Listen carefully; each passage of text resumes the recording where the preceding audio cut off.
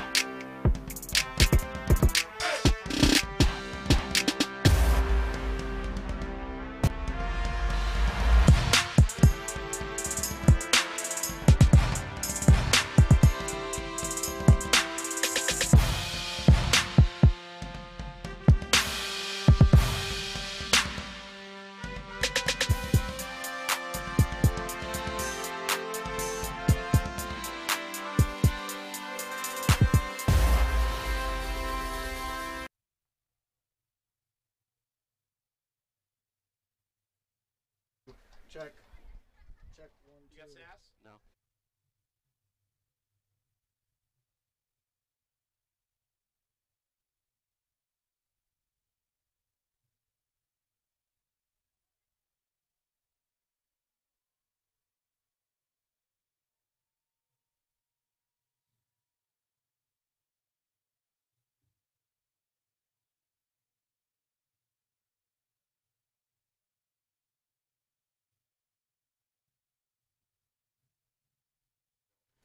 Oh yeah, good.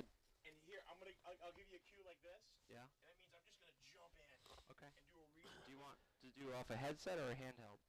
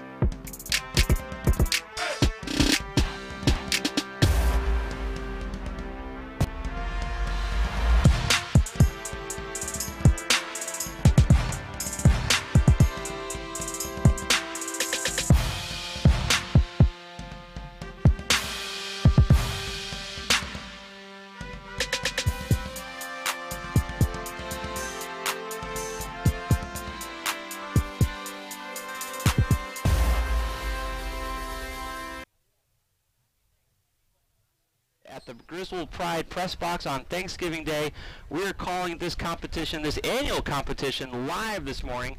Kickoff scheduled for another 15 minutes or so. My name is Pastor Josh, PJ Pastor Josh. I'm here in the booth this morning with my good friends Scott Fryer and Jeff Gardner, being produced by Mike Minarski, and we've got two Seans out on the field, Sean Sass and Sean Anderson. Another feature that we have for you today, folks, you're going to want to turn on your TV. That's right, I said turn on the TV, and I'm not talking about the Macy's Day Parade. That's a joke compared to what we have for you here this morning. Channel 22 on Atlantic Broadband, live streaming to you with instant replay capability as well. You can also catch the YouTube link on our Facebook page at Wolverine Radio. So that's right, folks, you can listen right here on Wolverine Radio and watch with instant replay the best coverage of the season for arguably the biggest game of the day. Now, Scott and Jeff have been calling the Plainfield games all year long in Plainfield. Nobody knows the Plainfield Panthers better than these guys. And, of course, I've been working with KT Kevin Thompson here covering the Wolverines all year as well. But let's hear a little bit from my color guys, Jeff and Scott. Talk to us a little bit about what we're up against today, Wolverines versus Panthers, in about 12 minutes. Hey, good morning, Pastor Josh, and it's a pleasure to be here in the Griswold Pride broadcast booth today and sharing this broadcast with you. Happy Thanksgiving to you and to everyone in the booth and to everyone listening today as well. Big game today for Plainfield. I believe that they have to win this game today to qualify for the state playoffs. They are 7-2, coming off a win against Waterford last week. So this is a big game for them. Besides the normal, enormity of this game, for the local people, this means a lot to the Plainfield Panthers. Absolutely. They're hoping to go to states. Another interesting thing about the records, of course, the Panthers 7-2, Wolverines 6-3, disappointing loss 2 weeks ago against Wyndham. A game, honestly, that we probably should have counted as a W, but we just couldn't come up with the points, is that when Plainfield and Griswold face common opponents, we've won every single time and lost every single time. Against common opponents, our records are dead even. And, of course, looking at the teams this morning, looking at their state rankings on Max Preps, these teams are evenly matched. Now, what kinds of things have you seen in Plainfield this year? When you guys talk to me about what kind of offensive style, what are some of their special team styles, and I'll be happy to fill in the details about the Wolverines. Well, with the Panthers run a triple wing, a lot of jets, and they throw the ball occasionally. They run a lot of trick plays. Really? I'm sure that you will definitely see a trick play today. They have a real ground attack led by number 21 Kyle Holt. And their offense is led by number 7, Connor Davis. He's their Mr. Everything. He plays safety. He's the quarterback. He's the punter. He's also the kicker. A well-rounded athlete, a good young man. And this is a pretty strong team. They have an excellent running attack, and when they need to throw the ball, Jeff can talk a little bit about that. They have a lot of speed, and they have a lot of power as well. Yeah, they set up the pass very well. They're going to run the ball a lot with number 21 Kyle Holt, like Scott said. Also, you're going to get a dose of Mr. Marcoux, number 33, Keegan Marcoux. Once they set that run up, they are going to throw some trick plays in. They'll be using their the big tight end, Peasley. And when he gets the ball, look for a little button hook. They're going to be able to throw the ball into the air, and I believe that may be the difference in the game today. Okay. Interesting enough, the Wolverines have a sophomore quarterback this year. We've been talking about him all year, named Andrew Koziel. You'll be hearing a lot about him today. He can throw from the shotgun. He can throw from the line of scrimmage. Now, all year long, his quarterbacking style has been one thing, which is he'd rather be sacked than throw the ball away, and when he throws the ball, it's accurate.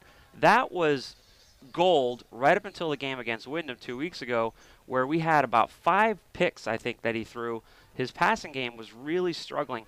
And it was so exciting to see a passing game develop for the Wolverines this season because historically, as you guys know, we ground and pound, which has been hard because a lot of our matchups were just overpowered physically. What we've been seeing this year is with evenly matched teams like this morning is going to be, the ground and pound has not been as effective as it can be.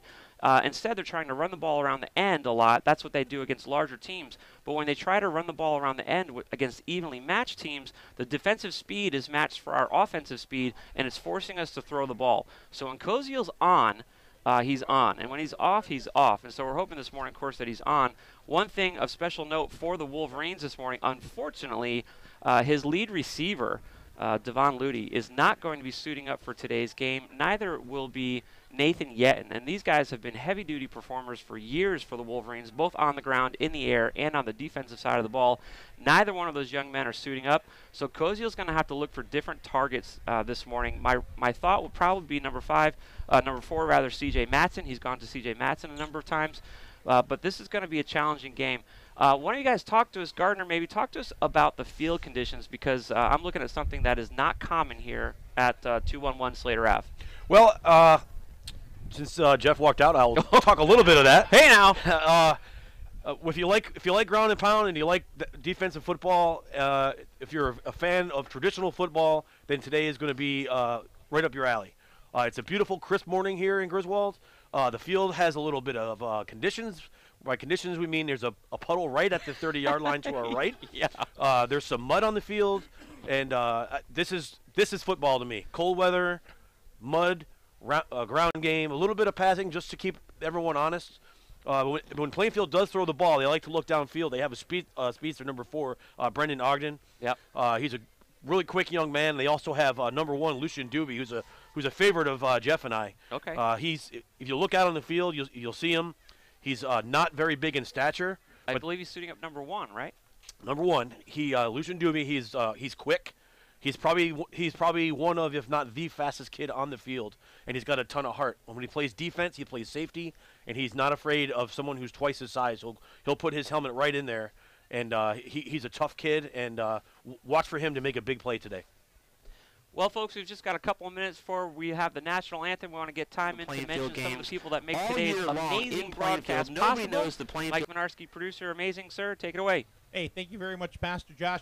Uncle Cranky's Cafe, they have been sponsoring Wolverine football all year long. They're on Main Street in Jewett City. They got great lunch and dinner specials every single day. And, you know, Becky places their specials on the Wolverine Radio Facebook page every single day. Uncle Cranky's Cafe, proud to sponsor Griswold Football. Now here, if you need a good deal to get your car serviced or fixed, call the professionals at Thomas Buffington Associates Auto Repair in Plainfield. They're offering great deals on oil changes, front-end alignments, brake jobs, the whole thing. Give them a call, 860-317-1079, 860-317-1079. Check their Facebook page for details. That's Thomas Buffington Associates Auto Repair. Hey, Josh. Sir. You like Mexican food? I do. How about you, Scott? Do you like Mexican food? I love Mexican food. I love Mexican food, too. And that's why when I want Mexican food, I go to Route 12 Taco Tex-Mex Grill. Now, Josh, you were saying something about fish tacos. Yeah, they're amazing. I had them there a little while ago, and they're definitely highly recommended. 2 thumbs up. So get on down there, 860-564-TACO. It's pretty easy to remember. Just think Route 12 Taco. It's kind of in the phone number, too. Great Tex-Mex food, 860-564-TACO. That's Route 12 Taco Tex-Mex Grill. Back to you guys. Thank you, sir. We appreciate our sponsors that make this coverage possible, really ramping it up this year with the live stream coverage. Again, I mentioned at the top of our pregame broadcast here, but Channel 22 on Atlantic Broadband is going to be a live stream feed of today's action. If you go there right now, you can see the boys getting out on the field. There's a shot on screen of the Wolverines lining up the spirit line as they're getting ready to charge through. The cheerleaders are lining up the spirit line right now. Also, if you go to Facebook, the Wolverine Radio Facebook page, you can click on the link there. That'll take you to a YouTube link. And also today, for the first time, we're going to have the ability to do a few instant replays. And so sometimes that's helpful because, guys, as you know, calling the games in Plainfield, we've got a great view of the field, but sometimes it's hard to see what's going on. Flags start flying. We don't know what the reason was. We can only guess because of the position on the field. And so we're very grateful for the live stream coverage today of today's game with instant replay available on Atlantic Broadband, Channel 22, and on our Facebook page. Here come the Wolverines through the spirit line. Cheerleaders lined up. Wolverines coming through, radio right to left. There's a little bit of a wind today. As Scott was saying before in our pregame coverage, the field is going to get messy quick. It's already messy right now. It is chilly, 36 degrees here as we come close to the coin toss time. And so the boys are going to have to keep their hands warm, and that's going to be a challenge once their uniforms get wet. Because as soon as they hit that turf today, ladies and gentlemen, there's actual puddles in the field, and it's going to be muddy. It's going to be a little juicy. Plainfield this morning, the away team in this historic matchup, 28-0. We lost last year on the road. They're wearing white uniforms with orange details, black helmets. Wolverines black below, green on top with white helmets, and it's going to be a mud bath. That's the way that the good Lord intended football to be played, and that's the kind of football that I like, and I hope that you are, if you're watching and or listening, that you will enjoy it as well today. We've got Bryce Molesky and Zach Tatro, as well as number 74, who is Dane Taylor. The captain's going out to the center field at this point. They're going to be shaking hands right now. The refs are warming up that coin for the coin toss. We're going to see who receives this morning as we're coming up on kickoff. Do you guys know the captains for Plainfield? Yeah, the number 42 is Chris Peasley, the big tight end and defensive end. Number 55, the senior Isaiah Thompson, a big player on defense. Number 33, Keegan Marcoux, who's one of their feature backs and also a very intense linebacker. And I can't make out who the last one on the end is there. If you could check that for me. It's number 4. Number 4, that is Brendan Ogden, the speedy wide receiver. Did we mention binoculars? Not only do we have live stream and 2 guys on the field and 4 guys in the booth, we also have binoculars. Wow. We're ready. Wow. We are ready for today's game. Of course, a big game, as we mentioned just a few moments ago, that both of these teams, when facing common opponents, the games went the same way. We won when Plainfield won. We lost when Plainfield lost. And it's going to be a good matchup today. Except for one game. I was going to tell you earlier. Oh, good. Yeah, fill me in. Not, but Wyndham. They beat Wyndham and we lost. Yep, That's right. Wyndham actually was a tough game for Plainfield. They had to come back in the second half. They were down by, I believe, 2 scores. Two scores. They scored two times in the last 5 minutes to win the game. Yeah, and they were able to come back. So that's the only difference. I did want to mention that from earlier. No, I appreciate that. And you know what? That was the game 2 weeks ago. It was a disappointing loss for us. It was within our grasp. We got within 4 points. We were in position to score, but could not capitalize. Turnovers was the name of the game for us 2 weeks ago against Wyndham. But you're right. That's the only common opponent that we lost and you guys won. Plainfield won. We are standing for the national anthem. Ladies and gentlemen, would you join us for the singing of our national anthem?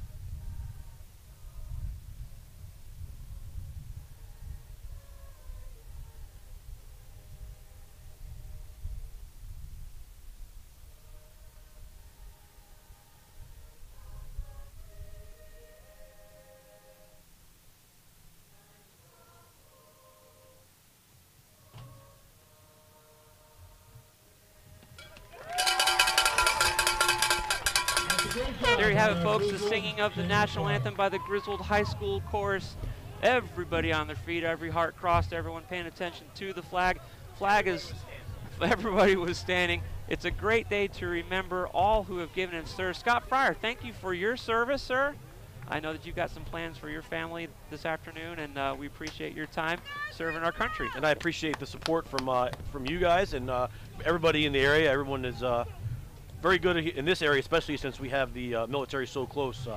Everybody in this area is a good military supporter. So proud to have done it, and proud to be part of something that we have here going on in our community. Well, we get to spend part of our holiday together working this game, which is fantastic. Again, we've got Jeff Gardner and Scott Fryer, myself, PJ, Pastor Josh in the booth with Mike Minarski, our producer, Sean Sass and Sean Anderson on the field. And video coverage, it's Kyle, right? Kyle the Amazing? Kyle Gunderman is providing coverage. It looks like we're set to receive here this morning. That's the typical Plainfield move to win the toss and defer to the second half, a la the New England Patriots. Yeah, every game but one this year. Number 7, big boot, caught by number 2 for the Wolverines, running downfield. Initial contact at the 35, brought down at the 36-37. Bryce Molesky on that initial run. We have not seen that play very often this year for the Wolverines. We've been letting the ball drop on purpose. Lots of onside kicks when we kick off. That's one of the most traditional, untypical plays we've seen so far this year. Yes, and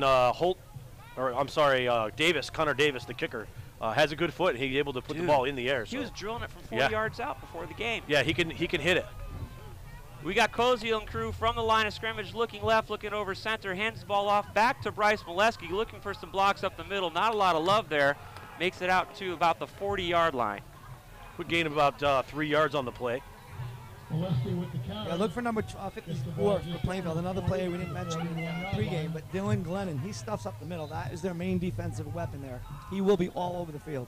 Pretty common on the first possession of the games here in high school football to see both teams just try to run the ball out the gut to see what's going on, get the boys warmed up, get those pads limbered up a little bit again from the line of scrimmage. Koziel looking to his right this time. Calls for the snap, rolls, spins, hands it off to Bryce Molesky again, who gets some blocking, trying to find the end.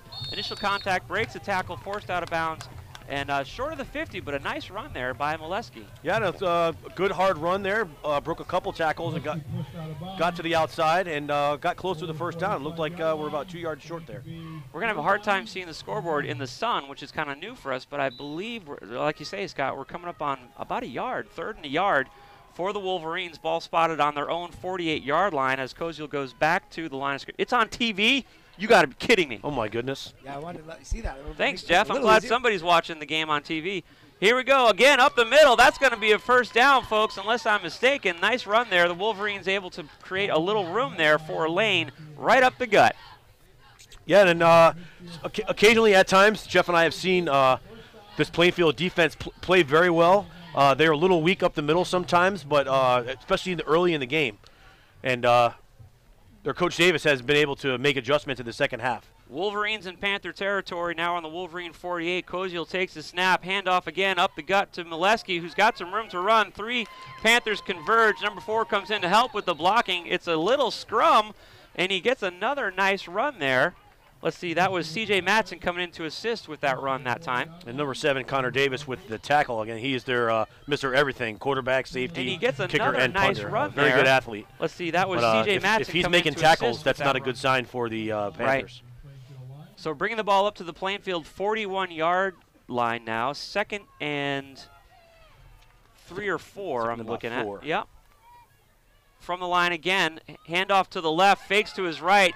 He's sacked, but the ball's gone. Another run up the middle and a gain for the Wolverines. Scott, that looks like first down. Yeah, number 34, Michael Sims, the 5'9" sophomore for the Wolverines, with a nice hard carry up the middle, put 2 hands over the football and put his head down and kept charging. So nice run, first down. I tell you what, 2 conversions within the first 2 minutes of the first quarter is something that we haven't seen much. All of them on the ground so far. The field is soft, but so far I have not seen a lot of slipping going on. We have not tested Koziel's arm yet this morning. Takes the snap, spins to his left, hands the ball off to Bryce Molesky, gets a block in the backfield, has some room to run. We're on the right-hand side, brought down along the sideline by number 4 for the Panthers. That's number 4 is Brennan Ogden. Again, another defensive back or safety making a play for the Panthers. And again, that's not good. If your defensive backs and safeties are making tackles, that means you're getting beat up front. Yeah, Griswold Lions getting a big push right now. This game's being, so to speak, won right in the trenches, and it's going to be like that when it's wet and soggy. 1st and 10 from the Panther 22 from the line of scrimmage again, which I'm going to have to say is going to be another run play here. Takes the snap, hands it off to number 4, who is hit in the backfield. Ankle tackle for a loss. Panther defense finally shows up. That's our friend number 1, Lucian Doobie, on the play. So I mentioned him early in the game. He's got some speed, and he's not afraid to get in there and get dirty. One of the keys that we're going to be watching for today, where honestly the Wolverines fell flat last 2 weeks ago against Windham, is flexibility. The initial few minutes of the game are one thing, but then as you get settled into the game, you have to be able to change up what you're doing offensively and defensively. Let's see if the Panthers have dialed in the Griswold offense right now, or if that was just a lucky strike in the backfield. Takes the snap, a handoff to Molesky to the right-hand side, looking for some blocking, gets some up the middle, has some daylight, room to run. Number 4 having a hard time bringing him out, grabbed him by the shoulder pads and threw him out of bounds. Nice run there. There is a flag on the play. I was going to say, potential face mask there. That's a face mask penalty. It's going to be called on Bryce Molesky on that one. Oh, Bryce got his hand in there. Hey, any chance, Kyle, we can take a look at that penalty? Can we wrap it back 10 seconds and look at a replay of that? You're allowed to stiff arm, but if you close your hand on the face mask, they're going to call it. There was definitely some back and forth there on that run. It is in fact a face mask penalty on the Wolverines. Okay, so that's going to step us back. That's unfortunate. That was a first down run by Molesky, but that got taken away here. Going to bring us back now to the 29-yard line in Panther territory. Almost the original line of scrimmage. I was going to say, we were up at the 15, 17-yard line or so with some nice running plays there. So we're going to see if the Wolverines have that creativity that sometimes has been lacking, because sometimes they just get in a rut and do the same thing. What they're doing right now, though, happens to be working for them. Molesky from the line of scrimmage, and it's a handoff. Number again, Bryce Molesky, he's hit up at the line of scrimmage. That might even be for a loss. It looks like about a loss of a yard. Number 33, Keegan Marcoux, and number 54, Dylan Glennon, as Jeff mentioned. Those are their two staples on defense. If things are working well for the Plainfield defense, those two guys are going to get their numbers called a lot today. I believe it's going to bring up 3rd and about 20 now for the Wolverines. TV saying 3rd and 17 here from the Plainfield 29-yard line. Wolverines showing a very effective run play offense so far this morning, both up the gut and around the end, able to get around the end and pick up a few yards. They've converted 2 first downs so far this morning. 0-0 is the score. Nobody scored. Again, Molesky's back, looking to throw, does not see what he likes downfield, is tucking the ball and running for the first down marker. Is going to pick up about 10 yards, but it's not going to be enough for the Wolverines. Good tackle. Good open field tackle there. Connor Davis, again, he's Mr. Everything for Plainfield. They need to stop. He's the guy who's going to key in on the offense. So, gentlemen, it's Thanksgiving. It's the last game of the year. You got 10 yards to go. It's going to bring up 4th and 11. What do you do? Well, in this situation, you're just on the other side of the 20. Yep. It doesn't hurt if you don't get it. You're still pinning them kind of deep in their own territory, so it kind of makes sense to go for it here. Exactly. They got nothing to lose. That's what I'm saying. Wolverines are looking to stick it to the Panthers here from the Panther 22-yard line. They've got about 10 yards to go to get the first down after a face mask penalty called on Bryce Molesky. Koziel back from the shotgun, looking to throw to pick up the 10 yards, has an open receiver, and drops the ball. Number 21, the intended receiver, Devin Chaikow, unable to hang on to the ball.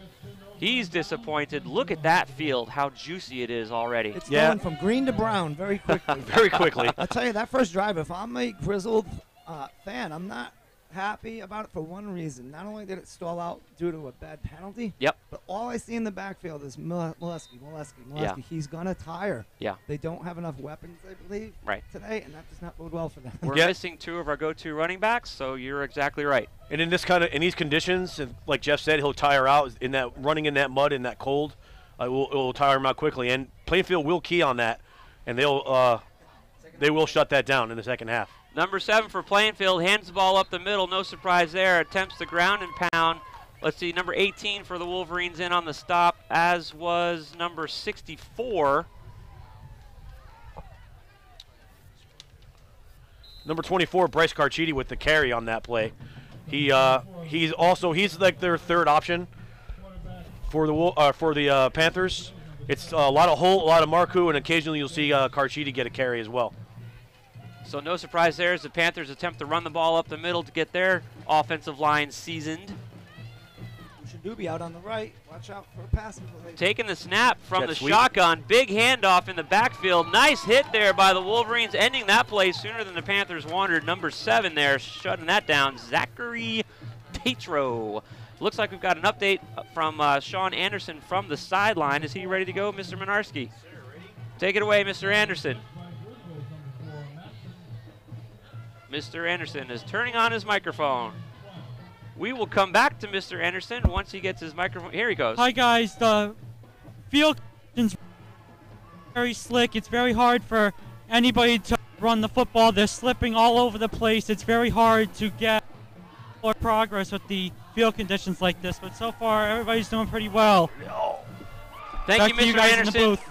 Big offensive attack there by the Plainfield Panthers resulted in an incomplete pass. As Sean Anderson said, the field is slippery. The run game is going to be a challenge. The boys are already covered in mud. Plainfield opens up early on their third down with a big pass, looking to get some yards down the field. Incomplete. It's going to bring up 4th and a lot for the Plainfield Panthers, about 10 or 12 yards, I think, Scott. Yeah, Marcoux was wide open down the seam there.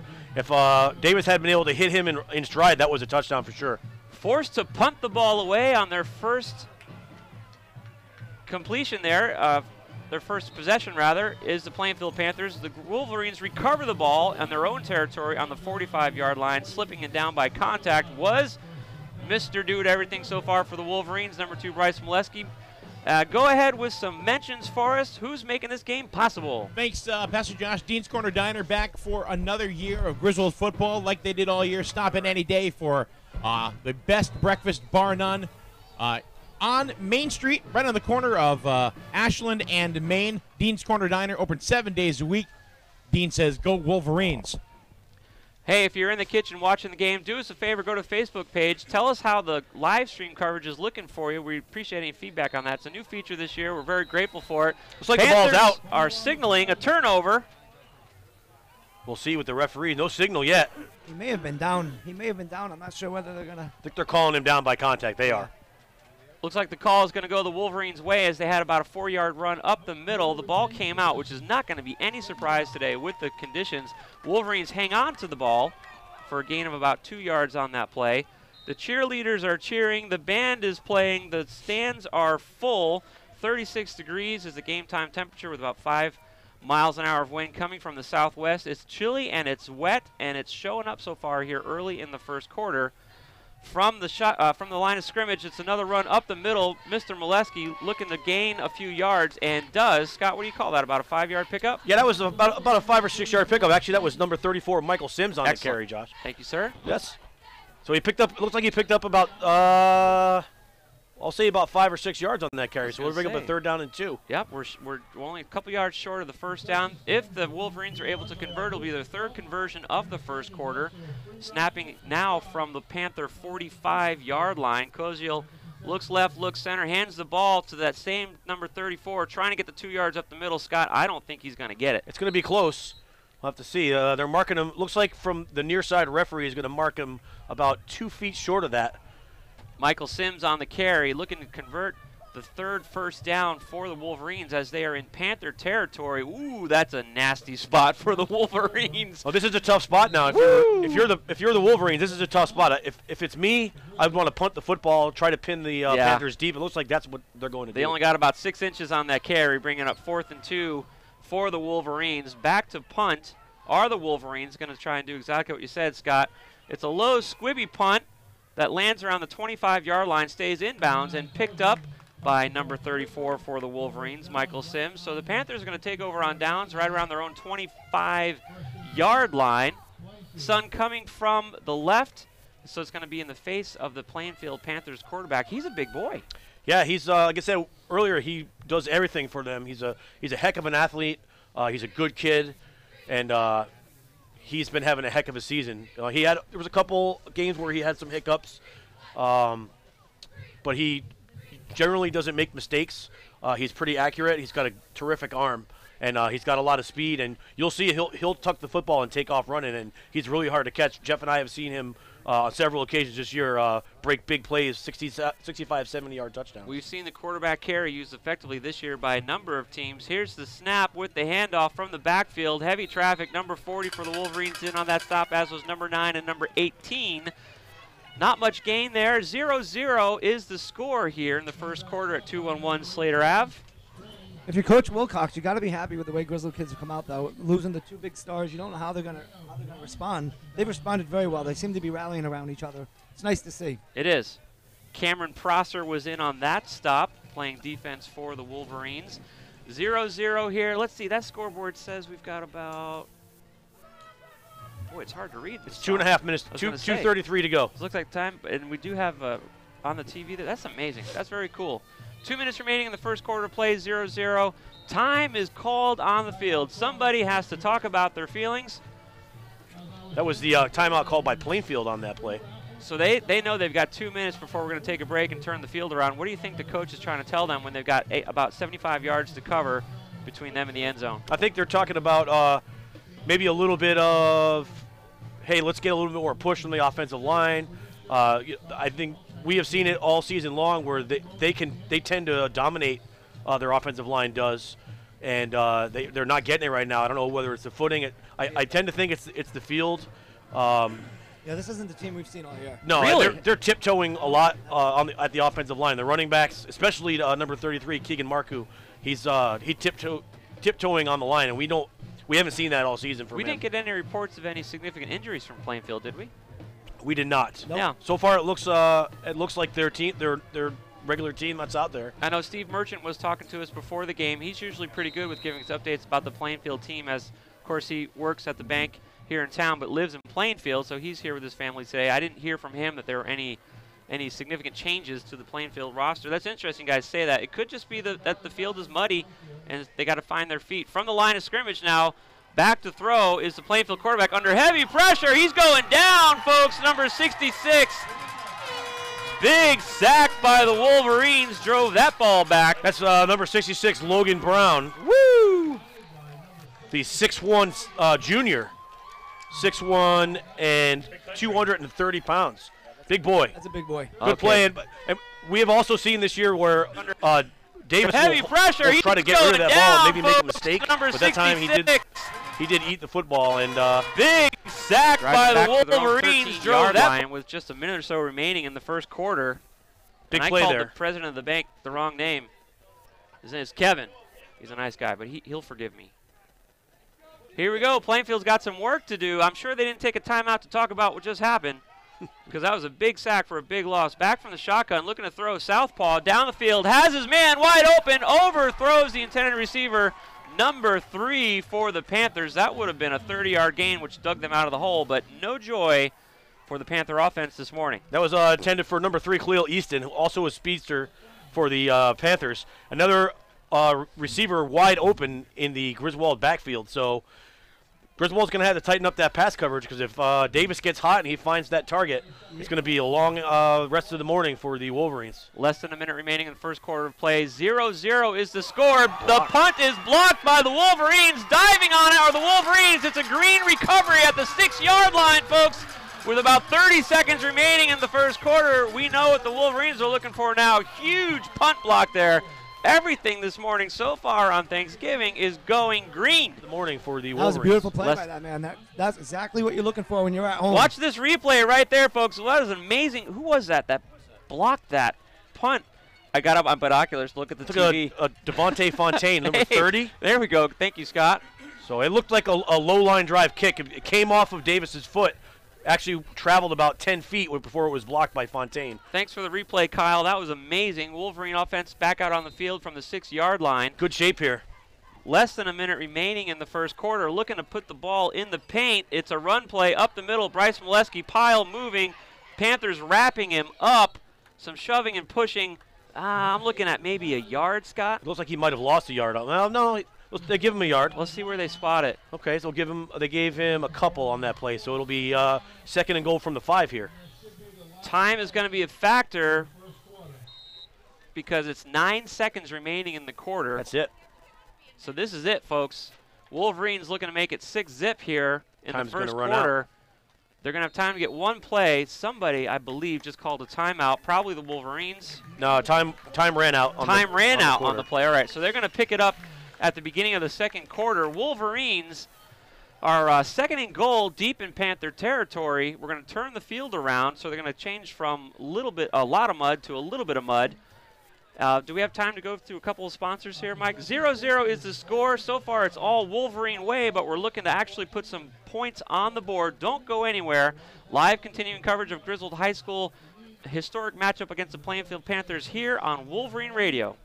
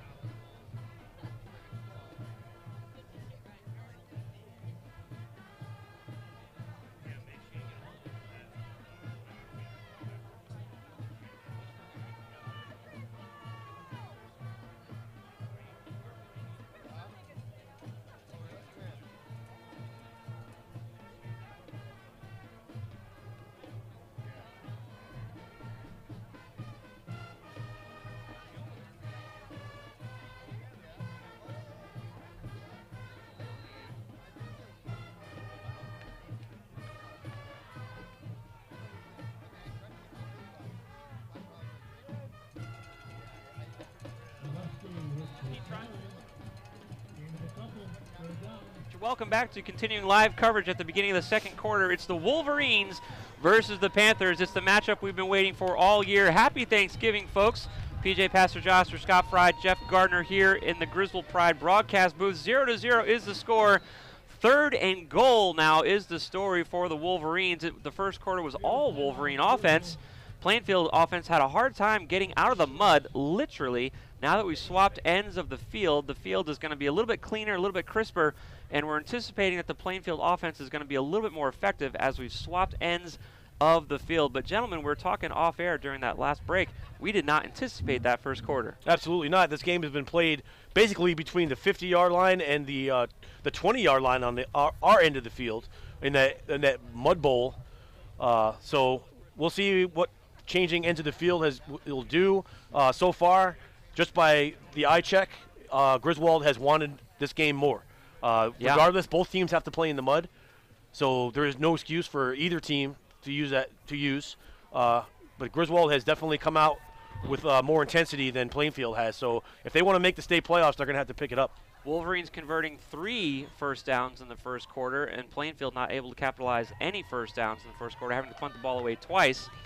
However, the score remains 0-0, and in high school football, even when there's 2 scores to 0, it's basically a tie ball game. It is. These games are so fluid, so dynamic. 3rd and 2 for the Wolverines. 3rd and goal for the Wolverines, looking to get the ball in the end zone from the line of scrimmage. Molesky looks left, looks straight up the middle. Quarterback keeper over the middle. Plainfield anticipated it and shut it down. Yeah, that's a huge play by the Plainfield defense. We've seen that time and time again where the bend don't break.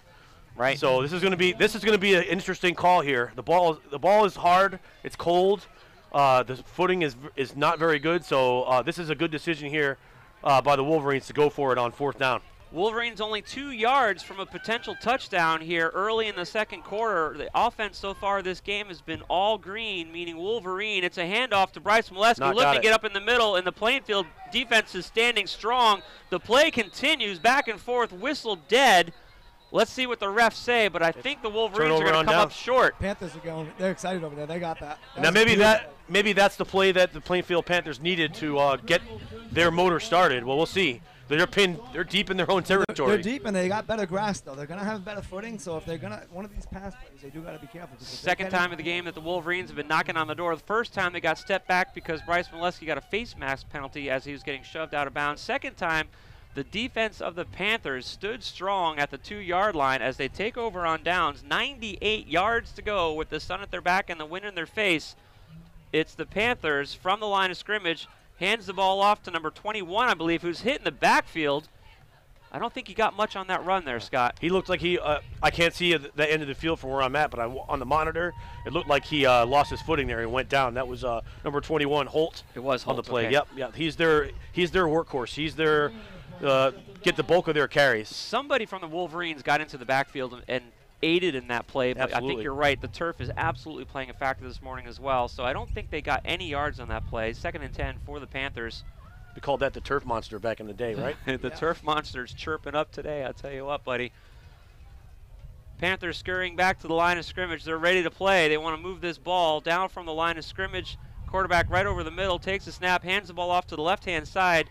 Looking to break free on the left-hand side. Wolverines in, number 34 on that stop.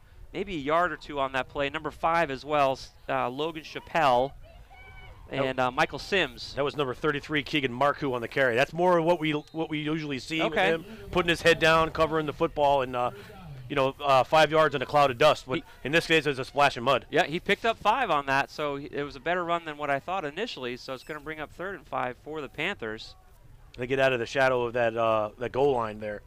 Better play call too. They'll run north-south with him, where they like to go east-west. Right. Yep.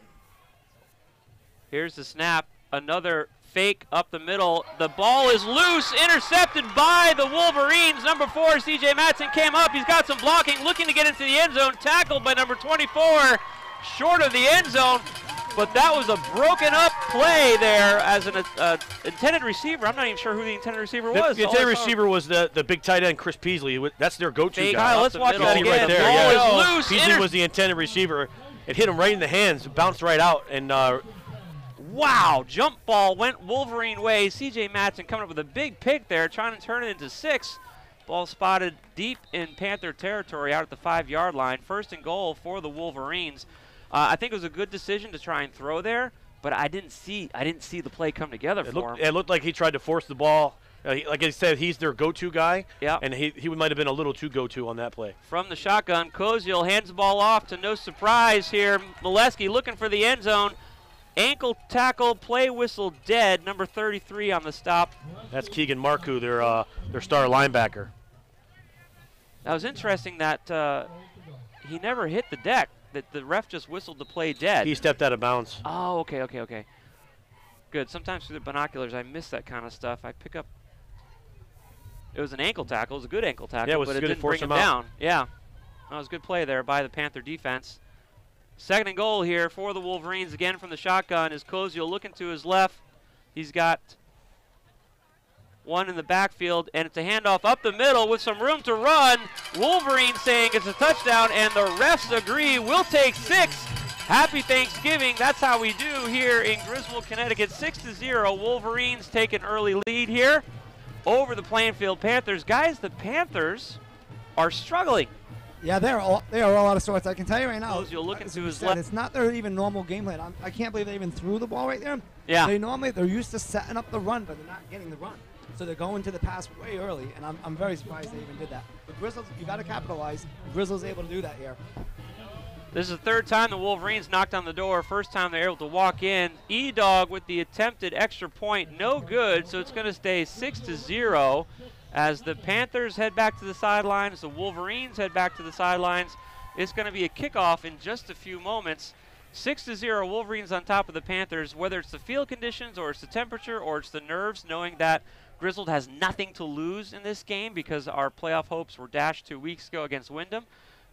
Plainfield needs to sort it out and calm down and play their game is what it sounds like. I haven't seen them play all year, but you guys are telling me that this is not the Panthers that you've been covering this year. No, and Griswold has been very opportunistic so far in this game. They had the block punt, then they had the tip ball interception, and now they took advantage of it. The first time Plainfield was able to make a stand, they had a little momentum after that. You felt maybe it was a little bit of a momentum shift, and then the interception happens, momentum shifts right back to the Wolverines. They punch the ball into the end zone on a nice hard run, and they've got the lead, and now we'll see what Plainfield can do to answer. You know what's nice is sometimes you see the game going a certain way, and it's because of dumb penalties, it's because of interceptions and change of possessions. They just can't hang on to the ball. This is just good football. Absolutely. This is good hard-nosed football. You can see if you look down there, there's a couple white uniforms down there, but for the most part, the Plainfield guys, you won't even be able to, by the time the third quarter ends, you won't even be able to read numbers. Who's the Plainfield center? His number is gone, whoever he is. Completely gone. If you're in defense for the Panthers, you do not want to have a white uniform. That does not mean a good thing. You can tell who's playing both sides of the ball because the offensive line is also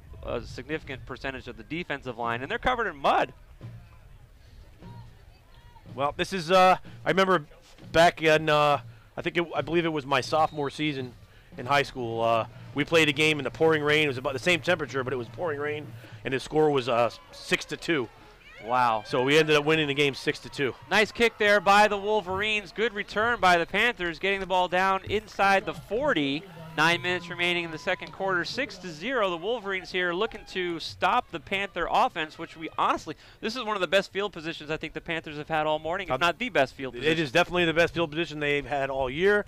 They have a little bit, the conditions on that side of the field where they are at right now are a little bit better than they were on the other side of the field to our right. So we'll see if they can get a little bit something going here, but they've been misfiring.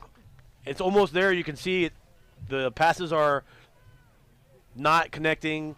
The receivers have been open. He's not been able to click. So we'll see what they can get going here. They're back in their triple wing. From the line of scrimmage, it's a run to number 1 for the Plainfield Panthers, looking to get around the end, but the Wolverines say no. That play stopped for a loss of a couple of yards. That was number 1, Lucian Dubey, who again the speedster. But again, the field conditions are the great equalizer. But that time, Griswold was in the backfield, and I'm definitely telling you, from my perspective, that the Griswold has done their homework on Plainfield, and they're executing their game plan very effectively on defense. Well, that's got to be it, because when it looks like one team is struggling with the field conditions and the other team isn't, the fact is they're both struggling with the field conditions. Somebody's got a different advantage, and so I think, Scott, you pointed it out. Maybe they watched some tape or did some talking here, but again, Wolverines have nothing to lose today. It's almost down for a sack. Plainfield able to throw the ball away, almost picked off by number 34, Michael Sims, saying that he did catch the ball. One-handed catch.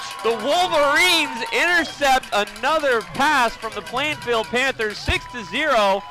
Wolverines get the ball again right around the 50-yard line. Big interception, one-handed by Michael Sims. We have time to see that? That was. I don't know if we'll be able to see it because the pole is right in the way. Yeah, we've on got the an replay. unfortunate. But that was what we were coverage talking about earlier. I mentioned on the sack back here earlier in the first quarter, he tends to throw the ball wildly when he gets into trouble, and that's where you saw just now what exactly what I was talking about. That happens way too frequently, and this time it hurts the Panthers. 1st and 10 from their own 48. It's the Wolverines back on offense. Michael Sims making up for Devon Ludy not being here today. I tell you what, big game for Sims. Bryce Molesky looking to get some traction in the backfield. Trips up, hit, and down for a loss of a couple of yards in that initial offensive effort. Second possession of the quarter by the Wolverines. Actually, it's the third, as the Wolverines were able to score on their second possession. I'll tell you where the Panthers are losing this game. I've said it all year, right? They have the better coach. They're always out coaching the team. Right now, they're being out coached. They are out. Coach Wilcox is definitely out coaching Coach Davis right now. This has been a heck of a game by Griswold so far. About 7.5 minutes remaining in this second quarter as the Wolverines lead 6-0 over the Plainfield Panthers. 2nd and 13 here. Molesky Koziel back to throw. Has a man downfield. Tipped by the Panthers. Intercepted by the Panthers. Bryce Molesky was the intended receiver. Panthers are going to take the ball the other way. It was a heck of a catch by Ogden on that play. Wow, it was a tip ball. That was a shoestring catch off the hands of another guy. This is like watching the NFL today, boys. Yep. This is back and forth, tip balls. Big change of reversal here. The Panthers able to come up with their first interception of the game as the ball was thrown to Molesky, but it hung a little low, tipped by the Panthers, picked up by the safety, and then Molesky made the tackle. Panthers are going to take over on downs on their own 30-yard line. 1st and 10, it's back to Panthers. See what they got cooking here, back to the jet sweeps again. It's a run up the middle, looking for some blocks. Molesky in for an early shoestring tackle, slows him down, and the defensive line finishes it up. Scott, that was a gain of about, what, 3 or 4 yards? Looks like a gain about 3 or maybe 4 yards on the play, but that's typical Plainfield football right there. It looked like it was Marco on the carry. He'll get the football, and he'll keep those legs pumping. Yep. And it'll take 4 or 5, maybe 6 guys to bring him down. It looked like he got 4 on that I play. saw before he even went to the line of scrimmage, he put his shoulders down, he put his head down. There was no contact on him yet. He was bracing for contact before he went into the offensive line. Molesky able to get behind the offensive line and shoestring tackle him, or slow him down rather. But it was funny how he braced, just like you said, before even contact was made. That's what he does. Second down now for the Panthers. It's another run, looking to get some room around the end. On the left-hand far side of the field, Wolverines able to force the play out of bounds. Picked up a couple of yards. This is Panther football so far. In this, Okay. This 7 downs. This is what you normally will see from them. More running. I would be very surprised if you see the ball go in the air. It should be a situation. It hasn't worked out for them at all with 2 interceptions and 6 points. And the 2 throws, the 2 interceptions, and then the overthrown passes where he's missing wide open receivers in the defensive backfield. They've got to establish the run, and that's what they're trying to do here. If they can get the run established again, they can get back in this game. 3rd and 3 for the Panthers, looking to wear down the Griswold defense. My guess is what the plan is here, as they're only behind by 6. Another run up the middle with some room to run are the Panthers. Wolverines able to stop that play, but I think that's going to be a first down. It will be a first down. They're first of the game so far. First conversion for the Panthers as they pick up a first down. They're still short of midfield. The ball's going to be spotted somewhere between the 45 and the 50-yard line. Looks like maybe closer to the 45. Yeah, right at the 45. 6-0. Wolverines on top so far, maintaining their lead. We've got about 6 minutes remaining in the second quarter. The Panthers are finally starting to show up a little bit as they convert their first down of the game by running the ball, which is what they do. They find some traction on the cleaner side of the field. Hit in the backfield by number 7. I believe that was Zachary Tatro that ended that play before it even had a chance to develop. You don't see that very often to Plainfield when someone gets in that clean in the backfield. Hit in the backfield. And brings down Holt. And again, he's a big boy to bring down, and it's tough to bring him down. Looks like we have some updates coming in from around the area, Eastern Connecticut. I know Killingly is at Woodstock today. Jeff, you got an update for us? Yeah, we have Bacon Academy is over on Ram, playing Ram. 14-0. They're over them right now. They are Quan Piper just scored the second touchdown of the game, a 7-yard run. They got 25 seconds left in the second quarter. My son's in the marching band for Killingly. He's supposed to be texting me updates, but that joker is too busy doing something else because I don't know what's going on up there. But I'm sure we'll hear Plainfield looking to run the ball around the end. Again, the play is forced out of bounds before it's able to fully develop for them. Picked up a couple of yards. It's going to bring up a third and a little bit long, I believe, for the Panthers. I see what's on the TV. 3rd and 9. Do we believe that? Yeah, it looks like a 3rd and 9. So we do believe that. This is where you might look for something across the middle to Peasley, their tight end. Sometimes maybe a little bubble screen that works out. And don't be surprised to see some trick play here too as well. This might be a good spot. Quarterback could keep the ball too. Sometimes Yep. now he hasn't been able to so far in this game because of the footing, I think. But quarterback does like to keep the ball. He has big plays sometimes for first downs. And good containment by the Wolverines as well. From the shotgun, so we're going to see something here. Refs whistle the play dead before the ball is snapped. So far, the play of the game, the pace of the game, has been controlled by the Wolverines. Plainfield absolutely looking to reestablish the pace of the game here by slowing it down, running the ball, now calling a timeout with not much time remaining in the second quarter. Let's talk to you about some of our favorite people on the planet. Hey, thank you very much, Josh. They've said it for a few years now. Josh, you know what I'm talking about? Scott and Jeff, they're not familiar with this yet. We talk about it all the time. When are you taking me there? That's all I really need to know. Well, we can't go today because it's... Okay. Well, we could do turkey. Anyway, it's the wood. That makes it good. That's it. That's the mantra of Muy Uncle bueno.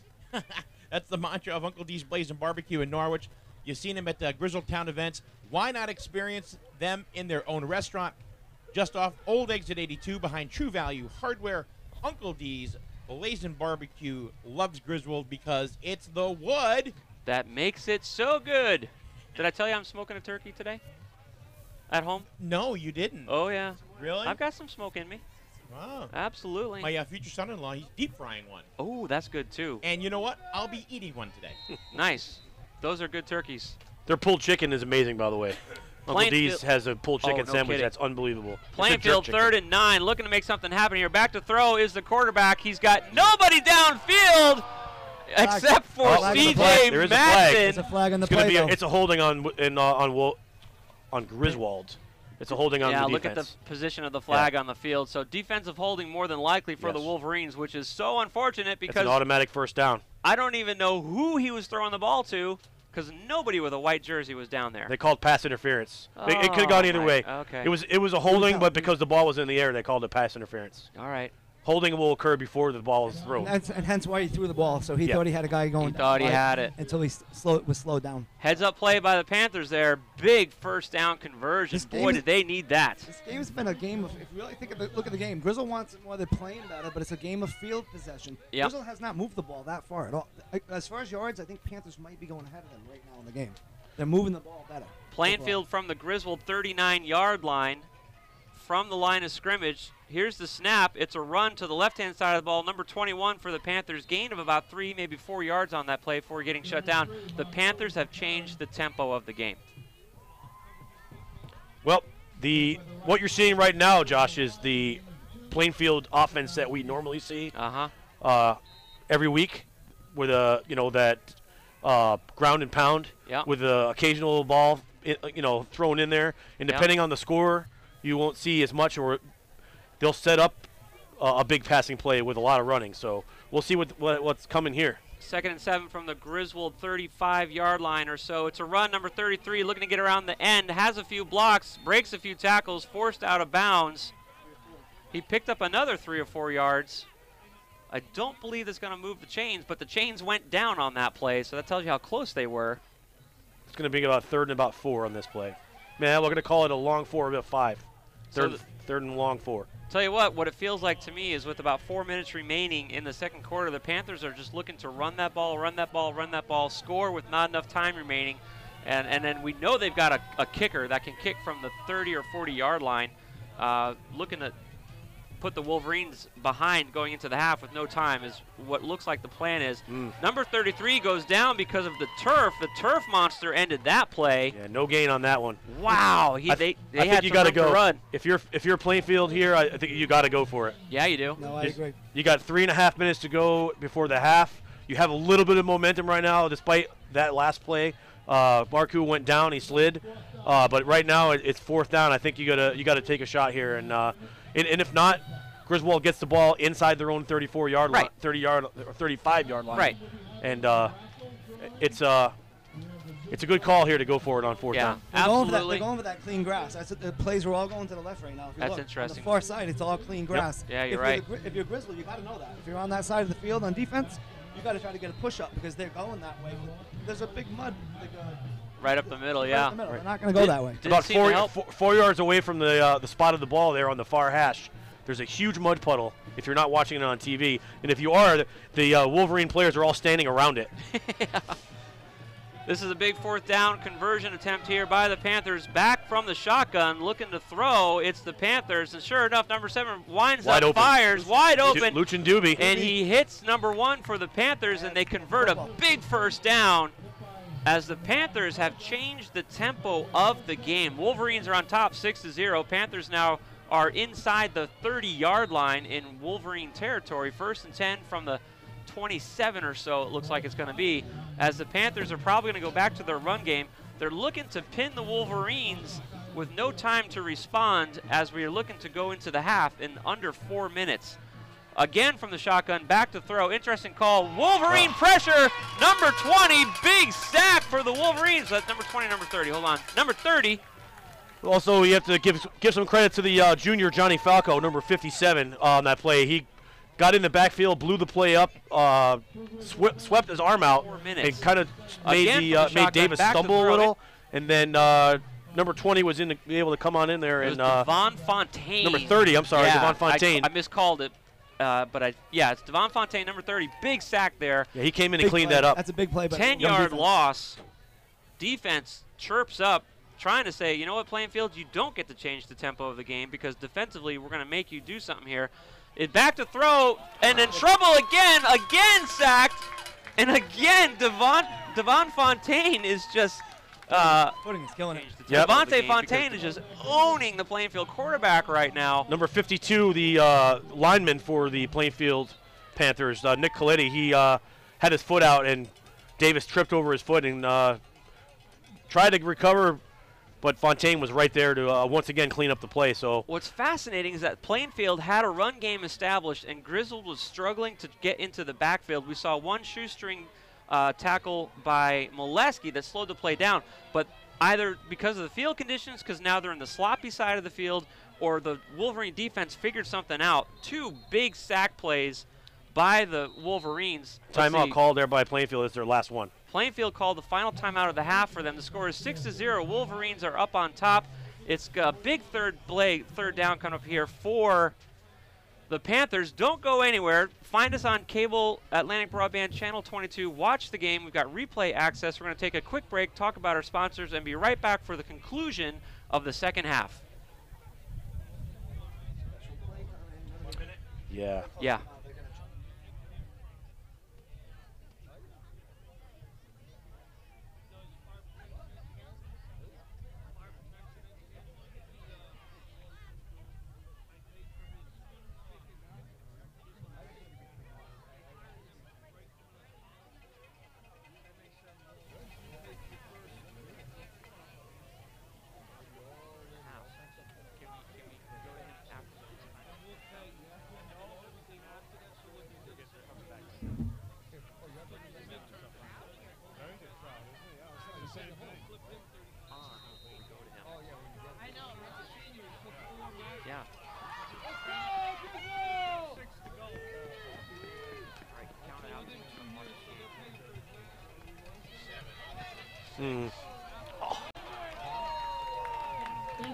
Now you got a punt. Plainfield is being forced into a punt situation here as the Wolverines on defense have shut down what was turning into a nice drive by the Plainfield offense. 6-0, Wolverines maintain their lead in the final seconds of the second quarter. Incomplete pass attempt was the play that we just watched as we were coming right back on air. And so Plainfield forced to punt the ball away because, Scott, I don't think it makes sense to go for it in this situation. Absolutely not. You have 46 seconds left to go in the half. You punt the ball, try to pin Griswold deep, maybe get lucky with a turnover on this end of the field. Here's the punt. Beautiful punt over the middle of the field. Slow spiral, lands in the mud, rolls to the 20-yard line. And Bryce Molesky says, how about I just watched that as he tucks in his shirt. And I think here, if I'm Griswold, I'm just going to take a knee. Let's go into the locker room with a lead. That's right. And with all the momentum and the big lead, or in the lead, and just be happy with where we're at right now. You know, what's funny is it's only 6-0, and we know that unless it's 12-0, it's still basically a tie ball game. It feels like a bigger lead than it really is, just because the Wolverines have been working both sides of the ball quite effectively. We had some big calls go Plainfield's way there, where they really needed a first down conversion and got it on a pass interference call, and they were not able to capitalize. Well, just like I suggested they might do, they did take the knee. So Griswold's going to go into the half with the lead, 6-0 here. And Jeff and I had talked about it in the pregame. We told you that what we're used to seeing is Coach Davis for Plainfield is the master of halftime adjustments. They've been out of, like, what seemed to be out of games at the end of the first half and come back, and we're a completely different team in the second half. So we'll see if they can continue that trend here today against Griswold. We're going to go to the break here for halftime coverage provided by Wolverine Radio.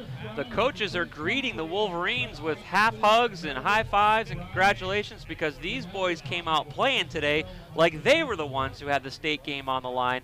6-0 is the score. Absolutely beautiful day for football. It remains chilly, it remains muddy, and the Wolverines remain on top. So don't go anywhere, folks. We've got continuing live coverage of today's historic battle between the Wolverines and the Panthers continuing in just a few moments. Take care of that turkey, but do not neglect your boys, as they'll be back sooner than you know it. Live stream us on YouTube or find us on Atlantic Broadband Channel 22. Pastor Josh Scott Fryer and Jeff Gardner here in the Griswold Pride booth. We're going to take a quick break, and we're going to hand you over to our producer, Mike Minarski.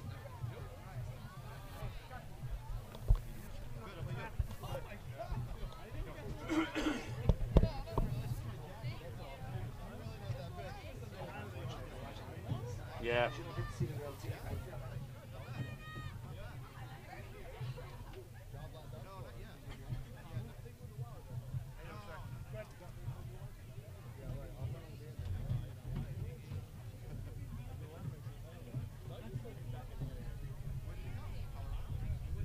Your attention for the Griswold stand and Griswold High School cheerleaders will be doing a halftime performance.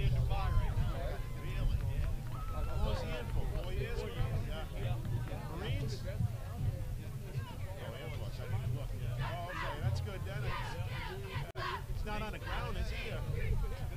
He's on the ground, but not cheering. Ken, how you doing? Hey, happy Thanksgiving.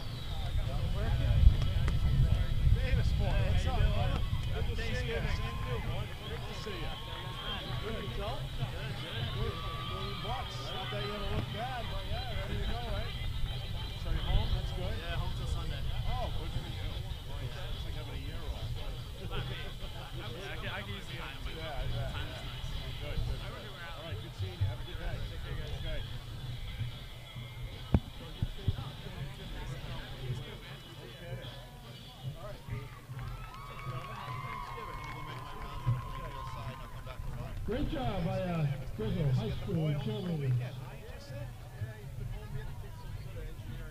Okay, we're going to have the raffle.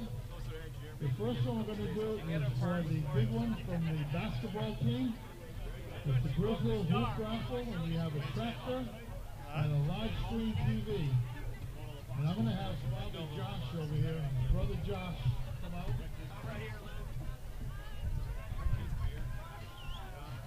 Josh is going to pick the winning ticket for the first prize of the tractor.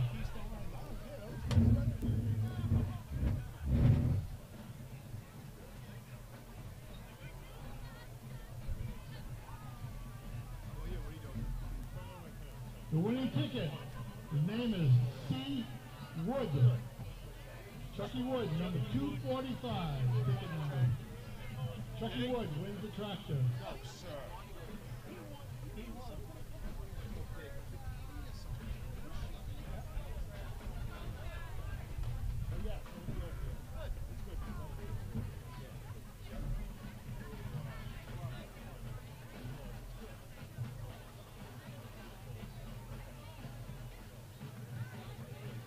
The second prize is for the large screen TV, Ellis and Jessica Riley. Okay. So Ruley and Chucky Wood won the 2 prizes for the basketball.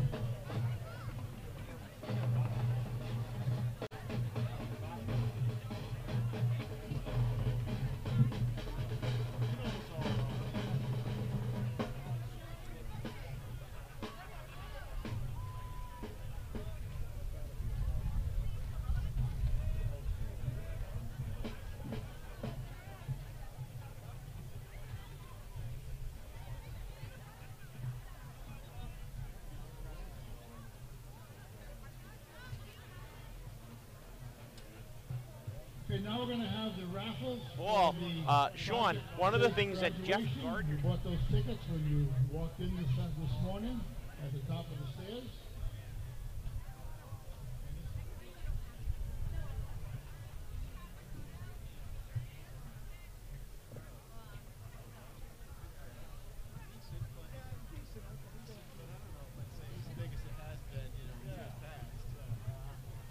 Okay, the first ticket, these are the blue tickets when you walked in.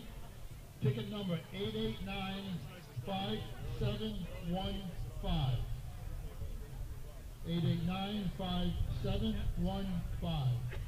Please come to the press box and choose your prize. I think it's right in front of the press box. Yep, she's cheering.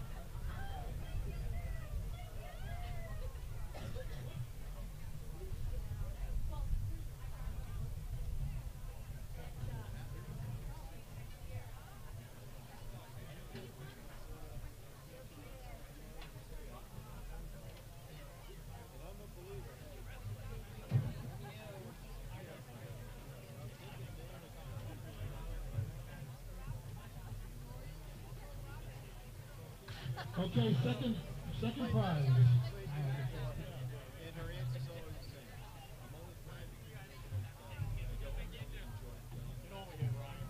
Okay, second ticket for the private safe graduation, 8895774.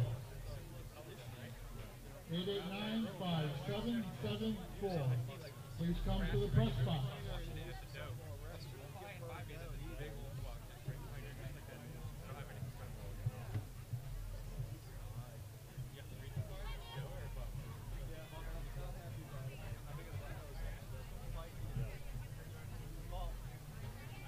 Do we have a winner?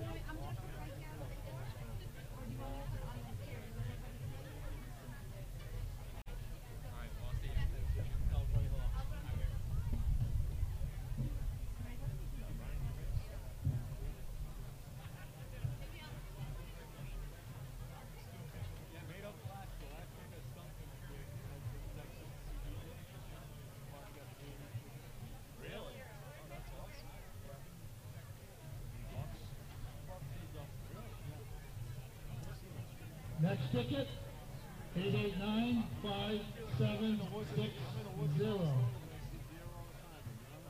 And we have a winner.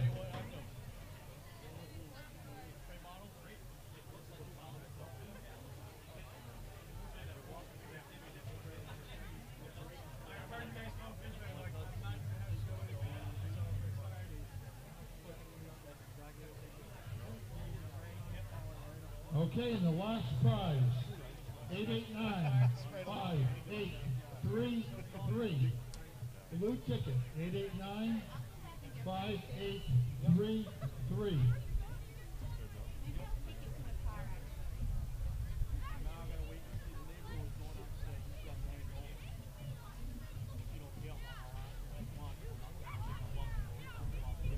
We're looking for one more winner for the Project Safe graduation, 889-5833.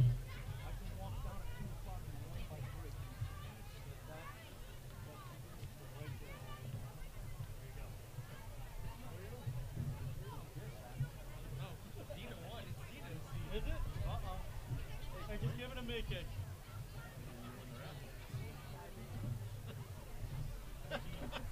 Hey, first time I won right there with you. Self-actualization. That's why I was eating.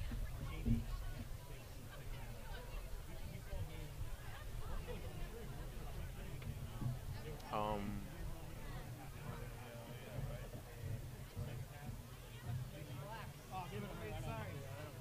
Don't like that. Go ahead.